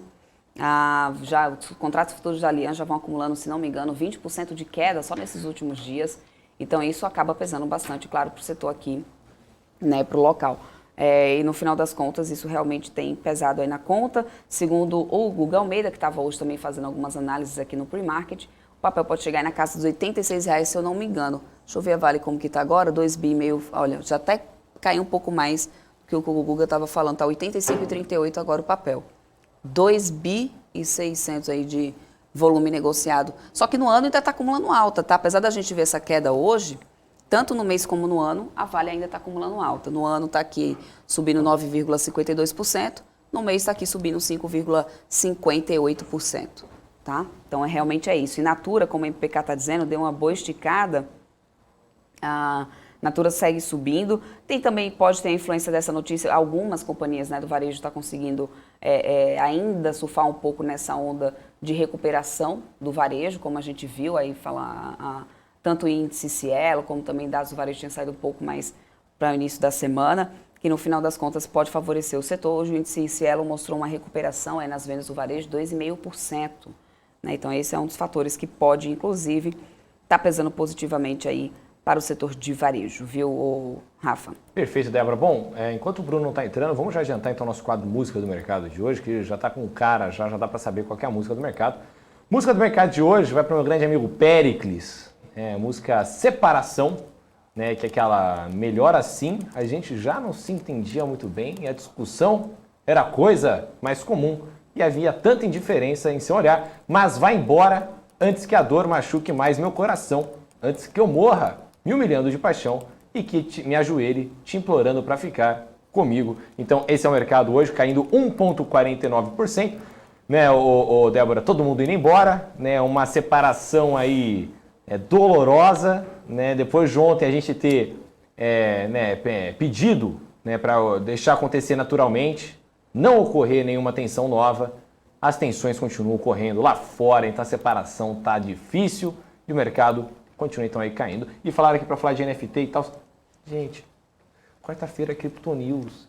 Exato. Eu tenho um programa na casa só para falar, eu fico 1 hora falando com você sobre isso, cara. Não tem problema, mas vem e faz pergunta, eu gosto disso, entendeu? Pode vir. Rafa, Oi. tem só uma última informação aqui, que saiu no Wall Street Journal, antes da gente chamar aqui o Bruno, que o Wall Street Journal veio trazendo aqui a Rússia informou aos Estados Unidos que pode recorrer a medidas técnico-militares se Estados Unidos não oferecerem garantias de segurança. Essa informação que foi divulgada agora há pouco. Depois você dá uma olhadinha assim na capa do Wall Street Journal, a gente já tem mais detalhes sobre isso. A gente teve uma mudança na capa do Wall Street Journal, mas justamente sobre aquela declaração, aquela movimentação do Blinken aí pedindo, né, desafiando a Rússia para se comprometer aí que não vai invadir a Ucrânia. Então agora está naquilo lá. Os dois meio que estão falando, não, eu quero paz. O outro quer paz. Não, mas eu quero... Sabe quando dois caras se encontram na festa? Sai você, né? Sai Não, você primeiro. sabe quando dois caras se encontram... Você que assistiu o BBB, vocês conseguiram ver o Arthur e o Eliezer fazendo isso, que faz assim, pô, cara, eu gosto muito de você. Aí outro, pô, eu gosto muito de você, cara. Pô, mas eu gosto muito de você. E aí começa um negócio meio agressivo, só que meio também pacífico, né? Então aí os dois falando, quero paz, mas sai você primeiro antes, entendeu? Então vamos ver aí como é que vai desenrolar essa história. Rafa também é cultura. Pois é. Rafa, vamos lá bater Bora. um papo então com o Bruno Komura, ele que já está aqui agora sim, o Bruno está aqui com a gente, ele que é estrategista da Ouro Preto Investimentos, vai falar um pouquinho com a gente sobre o setor de commodities, inclusive para quem estava falando aí, né, sobre essa queda da Vale, a gente vai poder falar com o Bruno sobre isso, falar também um pouquinho sobre varejo de alimento. Obrigada, Bruno, obrigada por ter aceito o nosso convite. Obrigado aí pelo convite, ótimo estar aqui com vocês. Bruno, vamos começar falando então sobre o setor de petróleo, inclusive, a gente tem visto, 3R Petróleo tem sido uma das maiores quedas aqui, aliás, do setor de petróleo, vou até trazer aqui no nosso monitor de mercado, como que está a 3R Petróleo agora. Mas no final das contas a gente tem essa cotação negativa hoje do petróleo, porém, que tem sofrido aí uma grande volatilidade, aqui 3R Petróleo cai no 0,75%. Existe uma grande volatilidade aí em torno da cotação da commodity lá fora, com toda essa questão, né, geopolítica, todas essas tensões que estão acontecendo. Né? Então, assim, eu queria entender qual que tem sido a tua visão para a companhia, né? E além disso, a gente vai trazer outros papéis aqui do setor, que na verdade acaba sendo bem sensível a essa volatilidade aí da cotação da commodity lá fora, né? O que faz o investidor nesse momento, para aqueles que gostam de investir nisso, e nesse caso, 3R Petróleo. A gente gosta bastante do setor, né? Commodity, principalmente falando de petróleo, a gente é bastante otimista, tem uma visão aí mais altista pro ano de 2022. E em relação a risco, a gente gosta muito de 3R, né? Porque uma outra opção poderia ser a Petrobras, né? Mas a Petrobras tem um risco político muito alto, né? Então, a gente gosta da 3R porque é uma empresa considerada júnior, né, junto com a PetroRio, que são menores em relação à Petrobras, e de qualquer forma, é um bom jeito de você estar exposto a petróleo. A 3R, ela faz tanto extração de petróleo onshore quanto offshore, né, então tanto em terra quanto no mar, e ela tem focado bastante, então, em poços maduros, né, ou seja, poços que a Petrobras não quer mais, ela acaba vendendo, e a 3R, ela obtém o petróleo revitalizando esses poços, né? Então, que tem conseguido gerar bastante resultado, inclusive, recentemente teve a aquisição do poço do ativo lá de Potiguar, no nordeste do país, e praticamente dobra a empresa, né? Então, eu acho que é preciso monitorar a 3R para ver os níveis de produção, para ver se está indo todo conforme previsto, mas eu acho que é uma empresa com management, né, com os gestores com bastante experiência, né, então, gestores com bastante experiência da Petrobras, né, então eles conhecem muito o setor, então eu acho que a gente não tem nenhum problema em relação à companhia em si, e por isso que a gente acaba achando que é um bom jeito de você se posicionar ao petróleo. Perfeito. Agora, ô Bruno, deixa eu te perguntar uma outra coisa. É impossível a gente falar de petróleo sem falar da Petrobras, né? A Petrobras é uma das empresas com maior peso no Ibovespa, salvo engano, eu acho que é a maior, inclusive, o maior peso no Ibovespa é o da Petrobras, acho que são 12%. Eu sempre confundo ela com a Vale, enfim, enquanto quem tem 12% e quem tem 8%, mas enfim, é muito peso, né? Qual a sua visão para a Petrobras, principalmente no ano de eleição, e também o quanto que você acha que numa balança de commodity e risco Brasil, a Petrobras ela vai pesando, né? Porque sempre parece isso, parece muito que quando você investe em Petrobras, você não está só lidando também com o setor de commodities, você está lidando com o risco Brasil, de que em 4 anos vai ter eleição, que a lógica vai mudar, porque é mais estatal, enfim. Então, como é que você tem essa visão para a Petrobras? A gente acredita que Petrobras tem potencial, sim, para 2022.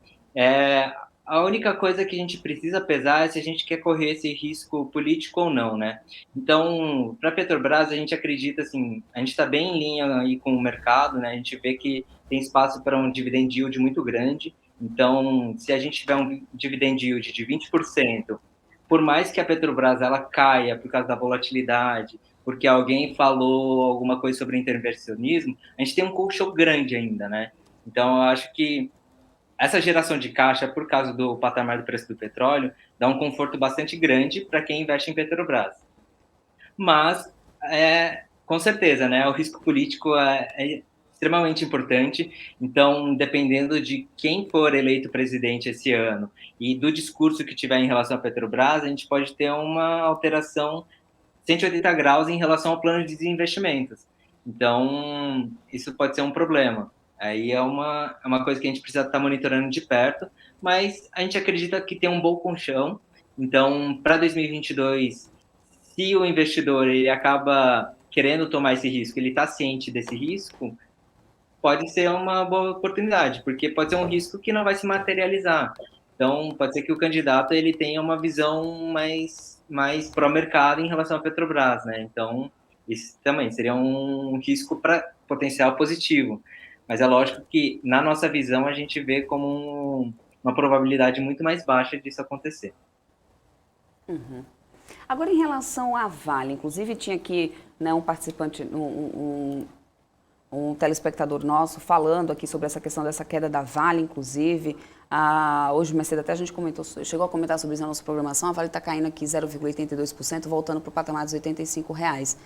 O setor, aqui está o setor de petróleo, só trazer a siderurgia mineral, e eu procurando aqui a Vale, né? Não ia achar nunca. Está aqui, Vale, 4,35% de queda para Vale agora. Enfim, lá na China tem pesado bastante essa coisa dessa cotação do minério de ferro por lá, principalmente depois que houve ali, né, alguns alertas quanto a essa questão da cotação, de uma supervalorização também da cotação do minério de ferro. Dessa última semana começou a rolar um burburinho em relação a isso, e a gente está vendo, por exemplo, os contratos futuros da Lian chegando a acumular queda aí de quase 20%, se não já passou disso até onde eu acompanhei. Acaba impactando bastante no setor aqui, né? Mas para Vale, assim, qual que é a tua visão? Mesmo com todas essas quedas, todo esse cenário que a gente tem visto da China nas cotações do minério de ferro e o impacto que isso tem trazido para cá, né? Como que você olha para Vale? Eu acredito que a Vale ainda tem bastante potencial, sim. Acho que é uma ótima oportunidade para entrar em Vale, porque na nossa visão, o governo chinês ele tem feito isso bastante nos últimos anos, né? Mas é muito difícil segurar a pressão do mercado, né? A partir do momento que a China ela começa a mudar o discurso em dezembro e começa a aumentar a produção de aço, isso invariavelmente aumenta a demanda por minério de ferro. Então, é muito difícil você segurar essa demanda. Então, tudo bem, o preço do minério pode sofrer pontualmente, ou até por um curto espaço de tempo aí, logo após essas declarações, mas eu acho que se a demanda ela continua, o preço do minério ele vai continuar subindo. Talvez a gente não veja mais os patamares que a gente viu no ano passado, chegando aí em torno de $200. Eu acho que é bem factível, né, dado que a gente tem um aumento de demanda da China, então que ele fique aí nesse patamar de agora, né, cerca de $150. E isso acaba sendo bastante positivo para a Vale, porque ela acaba gerando caixa e tem um potencial enorme para distribuir como dividendos, né? Mas eu acho que um ponto muito positivo da Vale é que é a vantagem competitiva dela, né? Que é exatamente a mina de Carajás, que é uma mina que tem minério de ferro de alta qualidade. Então, tudo bem, a China ela tem toda essa preocupação com sustentabilidade, com ESG, mas o minério da Vale, né, por ter mais teor de ferro, né, ter um alto teor de ferro, acaba sendo preferido em relação a outros tipos de minério.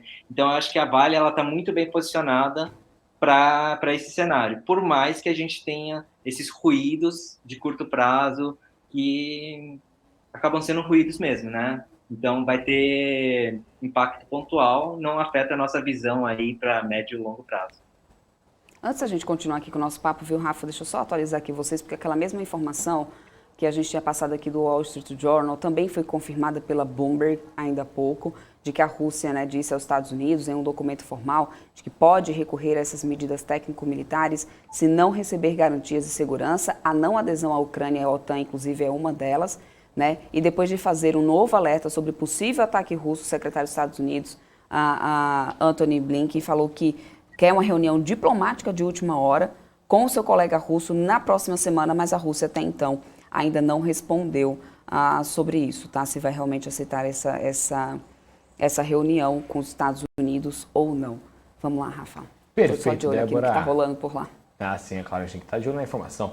Ô, Bruno, deixa eu te perguntar uma outra questão aí sobre Usiminas. Né? Usiminas a gente viu o resultado, é um lucro até saltando mais 600%, salvo engano, né, pelo que eu lembro do documento, mas decepcionou o mercado. O que aconteceu com esse resultado de Usiminas aí que decepcionou tanto o mercado? E qual é a sua visão para o papel para esse ano de 2022? Se eu não me engano, só faz pouquíssimo tempo o resultado, acho que foi em dia 15, né, dia 15, 16, enfim, foi essa semana que saiu. Acho que o resultado para siderúrgicas, no geral, é que a expectativa do mercado é que o resultado das siderúrgicas sejam muito fortes, porque o preço do aço, o câmbio, todos esses fatores vêm contribuindo para o setor. Então, a Gerdau, a Usiminas, a própria CSN já esperam um resultado recorde agora em 2021. Para 2022, é esperado que tenham um resultado forte, mas não tão forte como o 21. Então, para os Minas, eu acho que a expectativa estava muito grande e, por isso, porque teve algumas paradas pontuais, teve alguns problemas aí com algumas usinas de manutenção, até em relação a custo também, né? Então, isso acabou decepcionando um pouco o mercado. Mas se a gente for pensar, né, em termos de valuation, a Usiminas ela é um papel muito barato, ela está muito barata em relação aos pares, né? Então, por exemplo, se a gente usar alguma métrica de valuation, como o EV/EBITDA, a Usiminas está negociando algo como 2,3 vezes, enquanto que Gerdau, CSN já negociam na casa das 3 vezes, né? Então, é um patamar bastante diferente. E os Minas, então, tem um potencial muito grande, mas eu acho que uma preocupação bastante grande também é porque a Uzi Minas ela é focada em aços planos. Então, ela tem uma dependência forte aí da linha branca e dos veículos, né?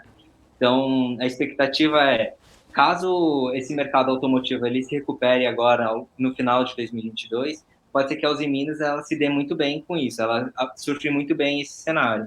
Mas, caso contrário, então, esse bom resultado talvez seja postergado, seja jogado para o ano que vem, né, para 2023. Perfeito, então. Débora. Maravilha. Agora eu queria entender um pouquinho aí também da sua visão para Gerdau, né? A gente sabe que também Gerdau geralmente acompanha essa cotação, apesar de, né, de não estar muito aí, não deveria, mas acaba acompanhando bastante essa cotação aí do minério de ferro. Qual que tem sido a tua visão para Gerdau? Gerdau que, aliás, também está aqui, ó, segunda maior queda hoje, 5,14, né, do Ibovespa. Para Gerdau, a gente é um case também que a gente gosta bastante, mas Gerdau o principal fator é a diversificação. Então, como ela tem cerca de 40% da receita nos Estados Unidos, então essa receita dolarizada acho que pode funcionar como um hedge muito bom, né? Uma proteção muito boa para a carteira. E realmente, né, a Gerdau, ela não deveria variar com o preço do minério de ferro. dado que tudo que ela consome de minério de ferro, né, ou pelo menos a maior parte que ela consome, ela consegue das próprias minas. Então, ela não está exposta ao preço de mercado de minério de ferro. Mas o aço, né, que é o produto que ela vende, ela tem certa correlação com o minério de ferro, né? Então, acaba sendo impactado por causa disso. Mas, no geral, a gente acredita que o patamar do aço, né? A gente olha como referência, né, o preço do aço na Turquia, e a gente vê que está em patamar bastante elevado, né? Então, isso pode ser um ótimo indicativo aí para a receita da Gerdau, né? Para os preços do aço da Gerdau, então a gente gosta bastante. Mas a gente gosta de ter na carteira porque tem essa exposição aos Estados Unidos também. Além de Estados Unidos, né, tem essa questão de dólar, mas também mais para frente, né, a gente tem o projeto de infraestrutura aprovado aí no governo Biden, que pode também demandar aços da Gerdau. Então a gente tem essa perspectiva mais construtivista em relação ao papel também, né? Então a gente gosta tanto de Vale quanto de Gerdau quanto de Uzi Minas, né? Agora, ô Bruno, a gente perguntar um pouco sobre o setor de varejo, né? A gente viu uma movimentação muito interessante nas últimas, acho que foi o quê? Últimos trimestres aí, de um xadrez completamente diferente aí, principalmente no setor de supermercados. Né? Antes a gente tinha Walmart, a gente tinha Pão de Açúcar, a gente tinha Extra, a gente tinha Carrefour, para tudo que era lado era um supermercado diferente, né? São Marché, enfim, Açaí. E aí o movimento agora é de não monopolização, mas junção de muitas dessas marcas, né? Então, você tem várias marcas ali comprando, né? Agora, enfim, até mesmo o Extra, que perto vai virar Açaí, enfim. Como é que você vê esse setor aqui no Brasil? Você acha que essas mudanças são benéficas para a disputa, principalmente visando aí a compra de ativos relacionados, né? De ações relacionadas a esse setor? Eu acredito que sim. O setor ele ainda é bastante fragmentado. Inclusive, por exemplo, se a gente pegar o setor de atacarejo, né, que é o setor do açaí, onde o Macro atua também, é um setor que teve aumento de fragmentação, né, de 2020 e 2021. Então, até um movimento contraintuitivo.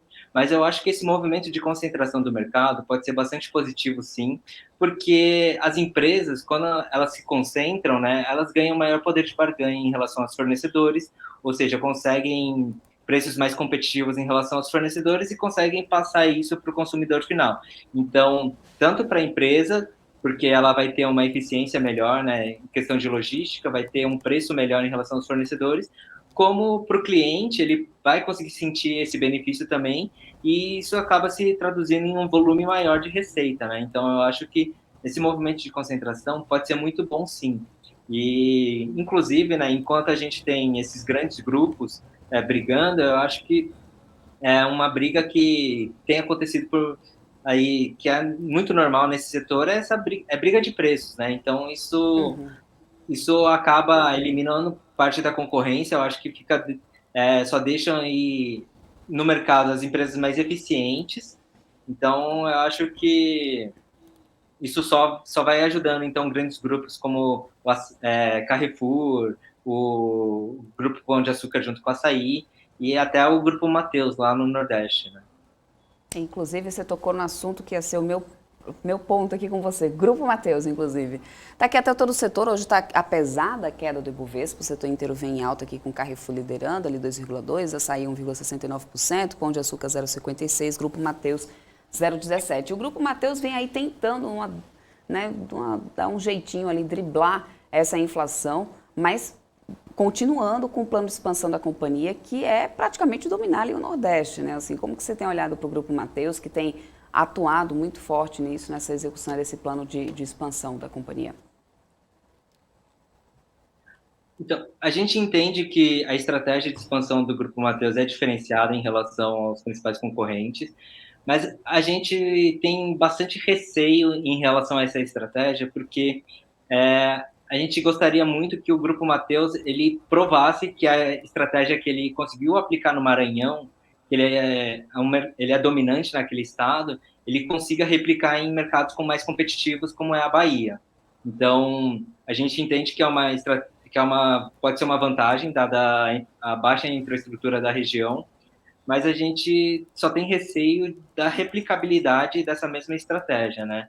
Então, a estratégia do Grupo Mateus, né, ela funcionou muito bem, mas ela tem um custo. Ela deixa a estrutura da empresa muito pesada, que é diferente, por exemplo, de um Açaí e de um Carrefour. Enquanto, por exemplo, isso se traduz, então, necessidade de caixa, de poder de investimentos, né? Então, o Grupo Mateus, para ele conseguir crescer muito rápido, tá, ou ele vai ter que gerar muito caixa com as operações, ou ele vai ter que ir no mercado conseguir mais recursos, seja via dívida ou via ações. Enquanto que essa pressão por recursos no Açaí e no Carrefour é muito menor, porque eles usam estratégias diferentes.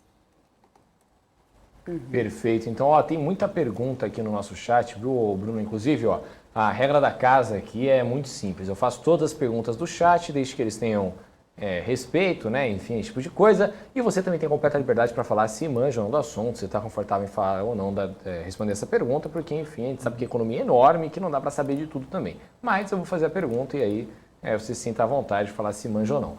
O Anderson Mendes mandou aqui para a gente. Como você vê o afrouxamento dos embargos econômicos dos Estados Unidos frente ao Irã, apenas para ter oferta de mais petróleo no mercado? Vale a pena o risco? Eu acredito que sim, o risco compensa sim. Eu acho que quando você começa a tirar algumas sanções, quando você abre o mercado de petróleo do Irã, com certeza você vai aumentar a oferta e exatamente, eu acho que é a principal notícia de hoje, né, que está fazendo com que a commodity caia. Mas eu acho que a demanda ela está crescendo muito rápida e por mais que a gente tenha essa tendência de transição, né, ESG, para a gente ter energia mais limpa, tentar usar menos energia fóssil, né? Eu acredito que no curtíssimo prazo a situação ainda está bastante complicada, né? Porque os investimentos das empresas para descoberta, para conseguir extrair mais petróleo, tem reduzido cada vez mais. Então, a oferta de petróleo ela está ficando cada vez mais apertada. Então, por mais que a gente tenha esse aumento da oferta por parte do Irã, eu acho que a tendência é que a oferta não cresça muito mais, inclusive é que ela fique cada vez mais apertada, porque a demanda ela está crescendo, mas a gente ainda não chegou naquele ponto de que a gente pode ter uma redução expressiva do uso de combustível fóssil. Então, eu acho que no curtíssimo prazo, até no curto prazo, o petróleo tende a se seguir em patamar alto, deve ter valorização, e isso acaba beneficiando, então, essas empresas aí relacionadas a oil and gas. Maravilha. Agora voltando aí para o Grupo Mateus, porque o MPK estava perguntando se o Grupo Mateus não estaria caro pelo valuation do setor. Se a gente for olhar valuation, um dos valuations ele está na mínima histórica, né? O histórico dele não é tão grande, mas está na mínima histórica. Mas em relação ao setor, aí depende muito também da visão. A gente acredita que não está não tá barato, mas também que não está caro, sabe? A gente está com preço, a gente vê que está com valuation justo, dado que tem bastante incerteza em relação a essa estratégia.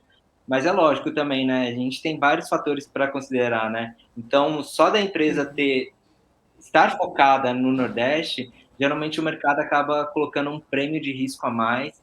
Então, isso também é bastante subjetivo, mas de qualquer forma a gente acredita que Mateus ainda precisa se provar para ter um valuation semelhante aos concorrentes, mas então por isso não está nem caro nem barato. A gente prefere ficar monitorando, olhando aí para ver a evolução da empresa. Estou perguntando aqui também para você, Bruno, sobre Neogrid. Eu gostaria de saber do convidado o que ele acha da Neogrid, tendo em vista que vários analistas já jogaram case complexo e difícil de analisar. Você acha que o case de Neogrid é complexo e difícil de analisar, Bruno? Agora, em relação à Neogrid, eu não tenho estudado muito a empresa, eu tenho acompanhado muito de longe, porque teve muito IPO recentemente, né? Então ainda não cheguei na Neogrid, mas então é muito difícil de opinar sobre isso.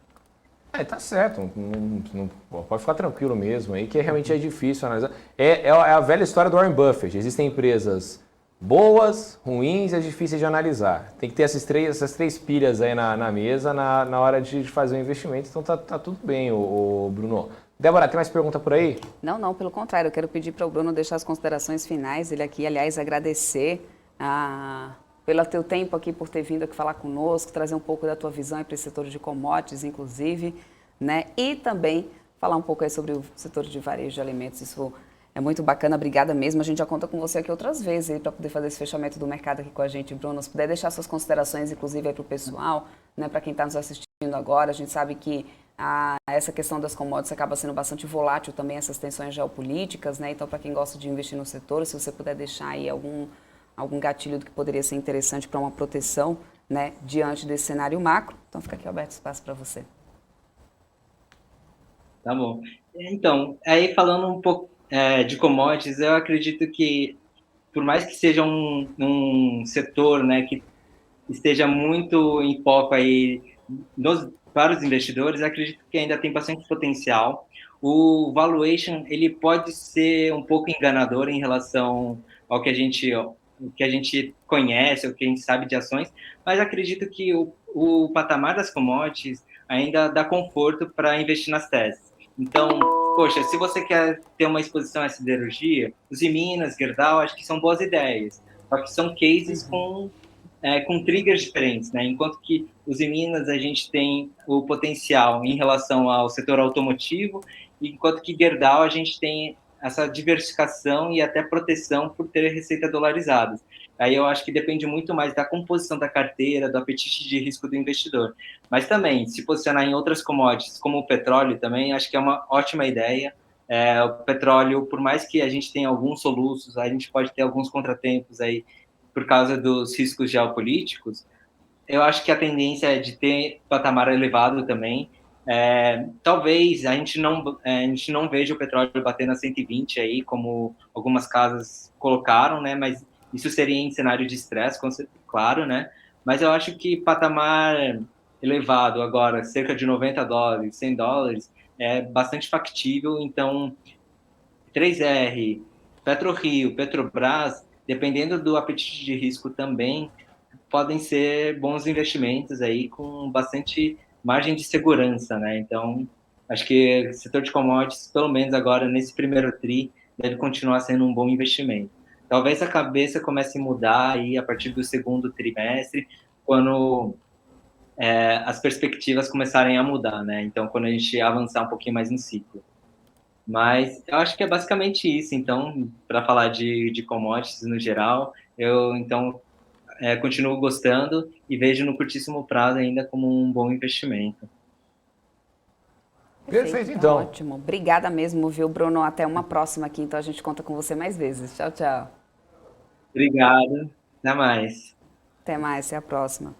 Rafa, a gente vai acompanhando por aqui. Eu estou dando mais uma olhadinha aqui de como que estão essas questões aí lá fora, depois dessa notícia da Rússia, né, desse documento onde eles falam em tomar medidas técnico-militares.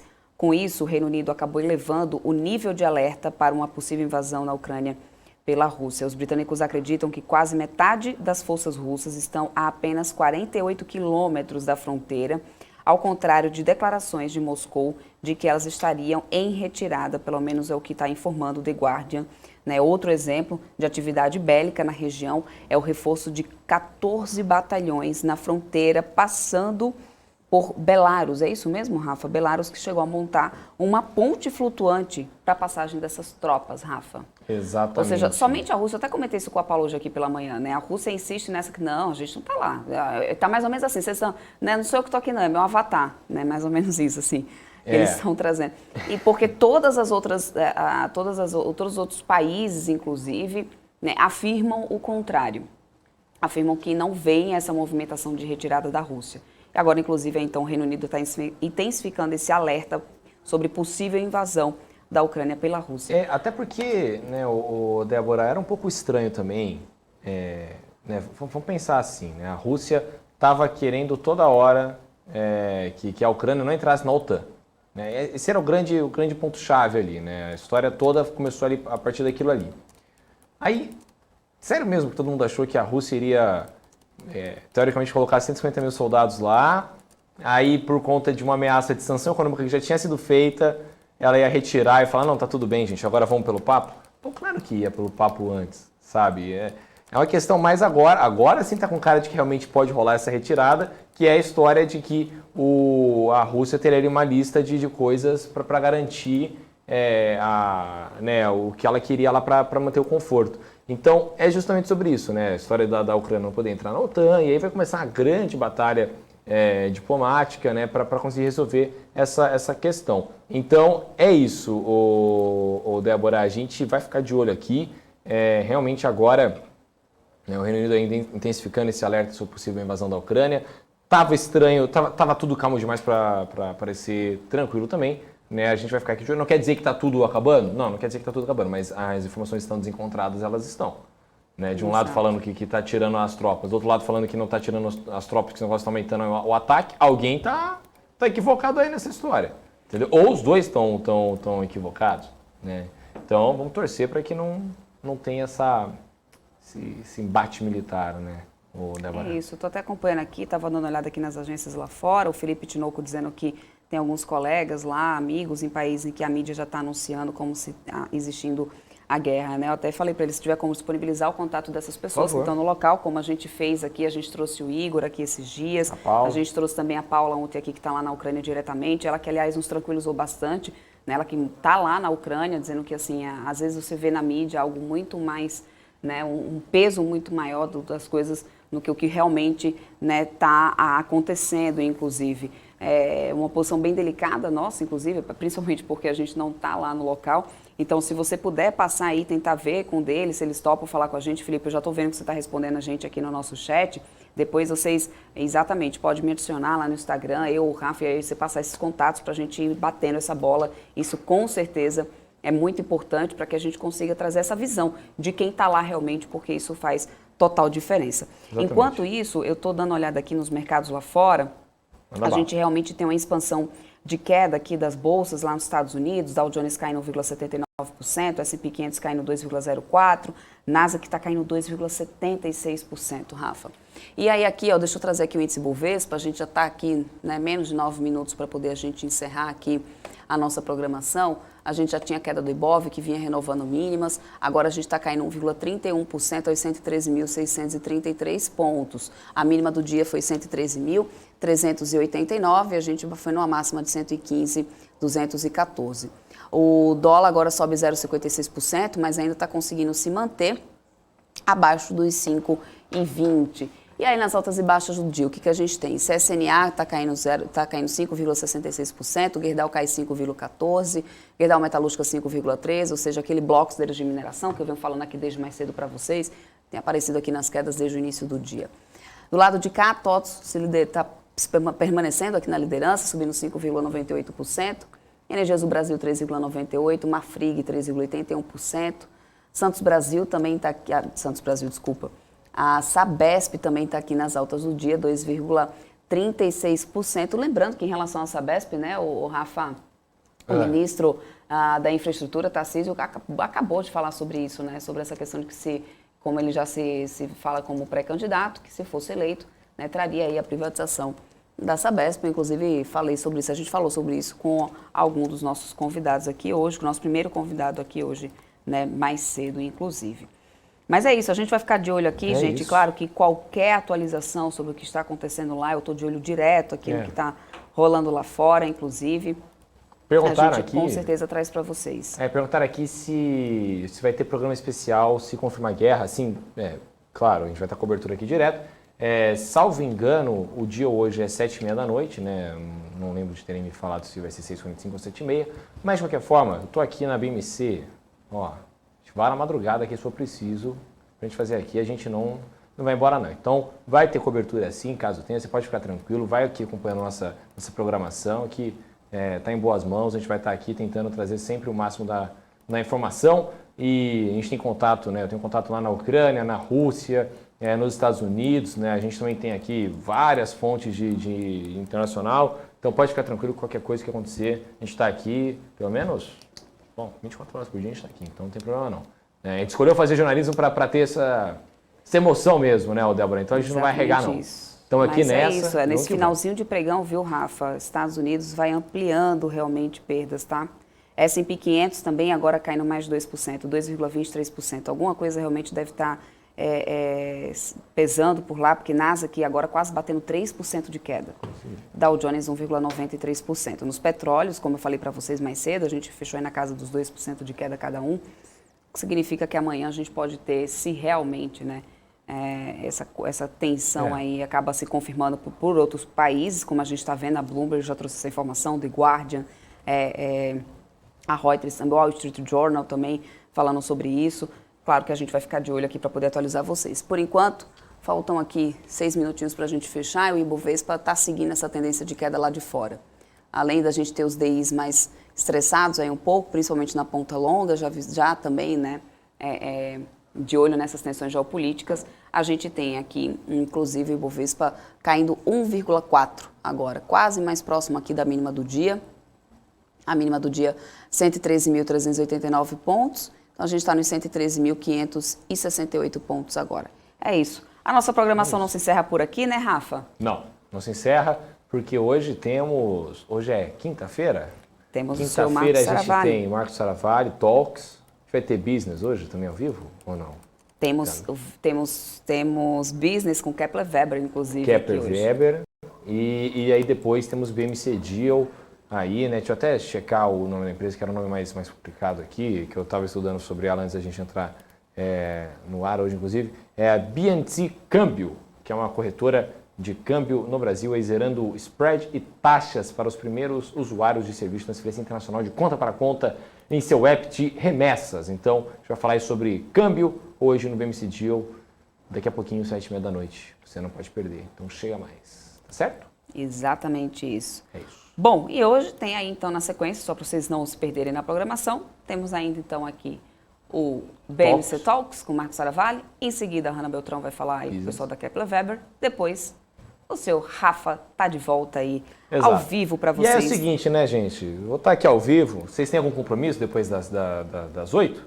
Porque eu fico aqui direto, a gente vai batendo papo, a gente vai colocar, vamos, hein, Débora, a gente fala assim, vamos fazer aqui então um happy hour BMC quinta-feira, traz alguém do chat, a gente vai batendo um papo aqui, até ter essa situação lá fora, dar uma acalmada aí, a gente conseguir dormir em paz. Então, não tem problema não, a gente faz aqui acampamento BMC para caso, né, tenha que cobrir alguma coisa, e ó, eu fico aqui até a gente resolver isso tudo, tá certo? É isso aí, Débora? Exatamente isso. Deixa eu só trazer uma última informação que eu estou vendo aqui para o Bora. pessoal, de que houve um cancelamento de leilão da BR-381, gente, em Minas Gerais, tá? Para quem está acompanhando isso, depois de 3 adiamentos, o leilão da BR-381 em Minas está suspenso indefinitivamente. Pelo menos a informação que a gente tem agora, uma decisão que foi tomada hoje à tarde, a diretoria da ANTT adiou o certame, que estava previsto para o dia 25, e o pedido do Ministério da Infraestrutura, que percebeu que nenhuma empresa, né, apresentaria proposta, por isso fez esse adiamento. 4 grupos vinham estudando a concessão. O Fundo Pátria, a CCR e as espanholas Acciona e também a SACIR. Não conhecia essa companhia, mas enfim, todas elas estavam fazendo estudo, mas no final das contas não viram andamento, por isso foi cancelado então o leilão da BR-381 em Minas Gerais por falta de interessados. Rafa, vai ser mandado para frente esse negócio, não vai sair. Pois é. Bom, é isso. Vai lá então, bolsas americanas caindo bastante. Aqui no Brasil a gente segue acompanhando essa queda, mas a casa dos 113 mil pontos. Saímos dos 115, chegamos aqui agora aos 113.626 pontos, uma queda de 1,35% nesse momento aqui para o Ibovespa, Rafa. O dólar segue subindo, hein? Subindo? 0,60. Ô, dólar, me ajuda aí, pô. 5,18. Tava tão bom para ser verdade, né, Rafa? Mas vamos ver, né? Vamos encarar isso aqui como uma correçãozinha depois dessas quedas, né? Para no final das contas a gente ter esse BOV aqui, né? Nossa, Ou esse BOV vocês, voltando para os 115 seria ideal, né? Vamos ver. Lá fora parece não estar favorecendo bastante. Mas é isso, gente. Muito obrigada pela companhia de todos vocês. Amanhã eu tô de volta a partir das 9h30 da manhã. Ao vivo, com toda a programação aqui da BMC, junto com a Paula Moraes, com a Isabela Takaki, todo o mercado aqui em tempo real para todos vocês. E depois, 4 horas da tarde, fechamento do mercado, junto com o Rafael Lara, Aqui a gente traz as informações das últimas notícias do dia e como que essas notícias impactaram nas bolsas aqui no Brasil e de todo mundo. Muito obrigada pela companhia de todos vocês, um forte abraço, obrigada pela audiência de todos vocês. Tchau, tchau.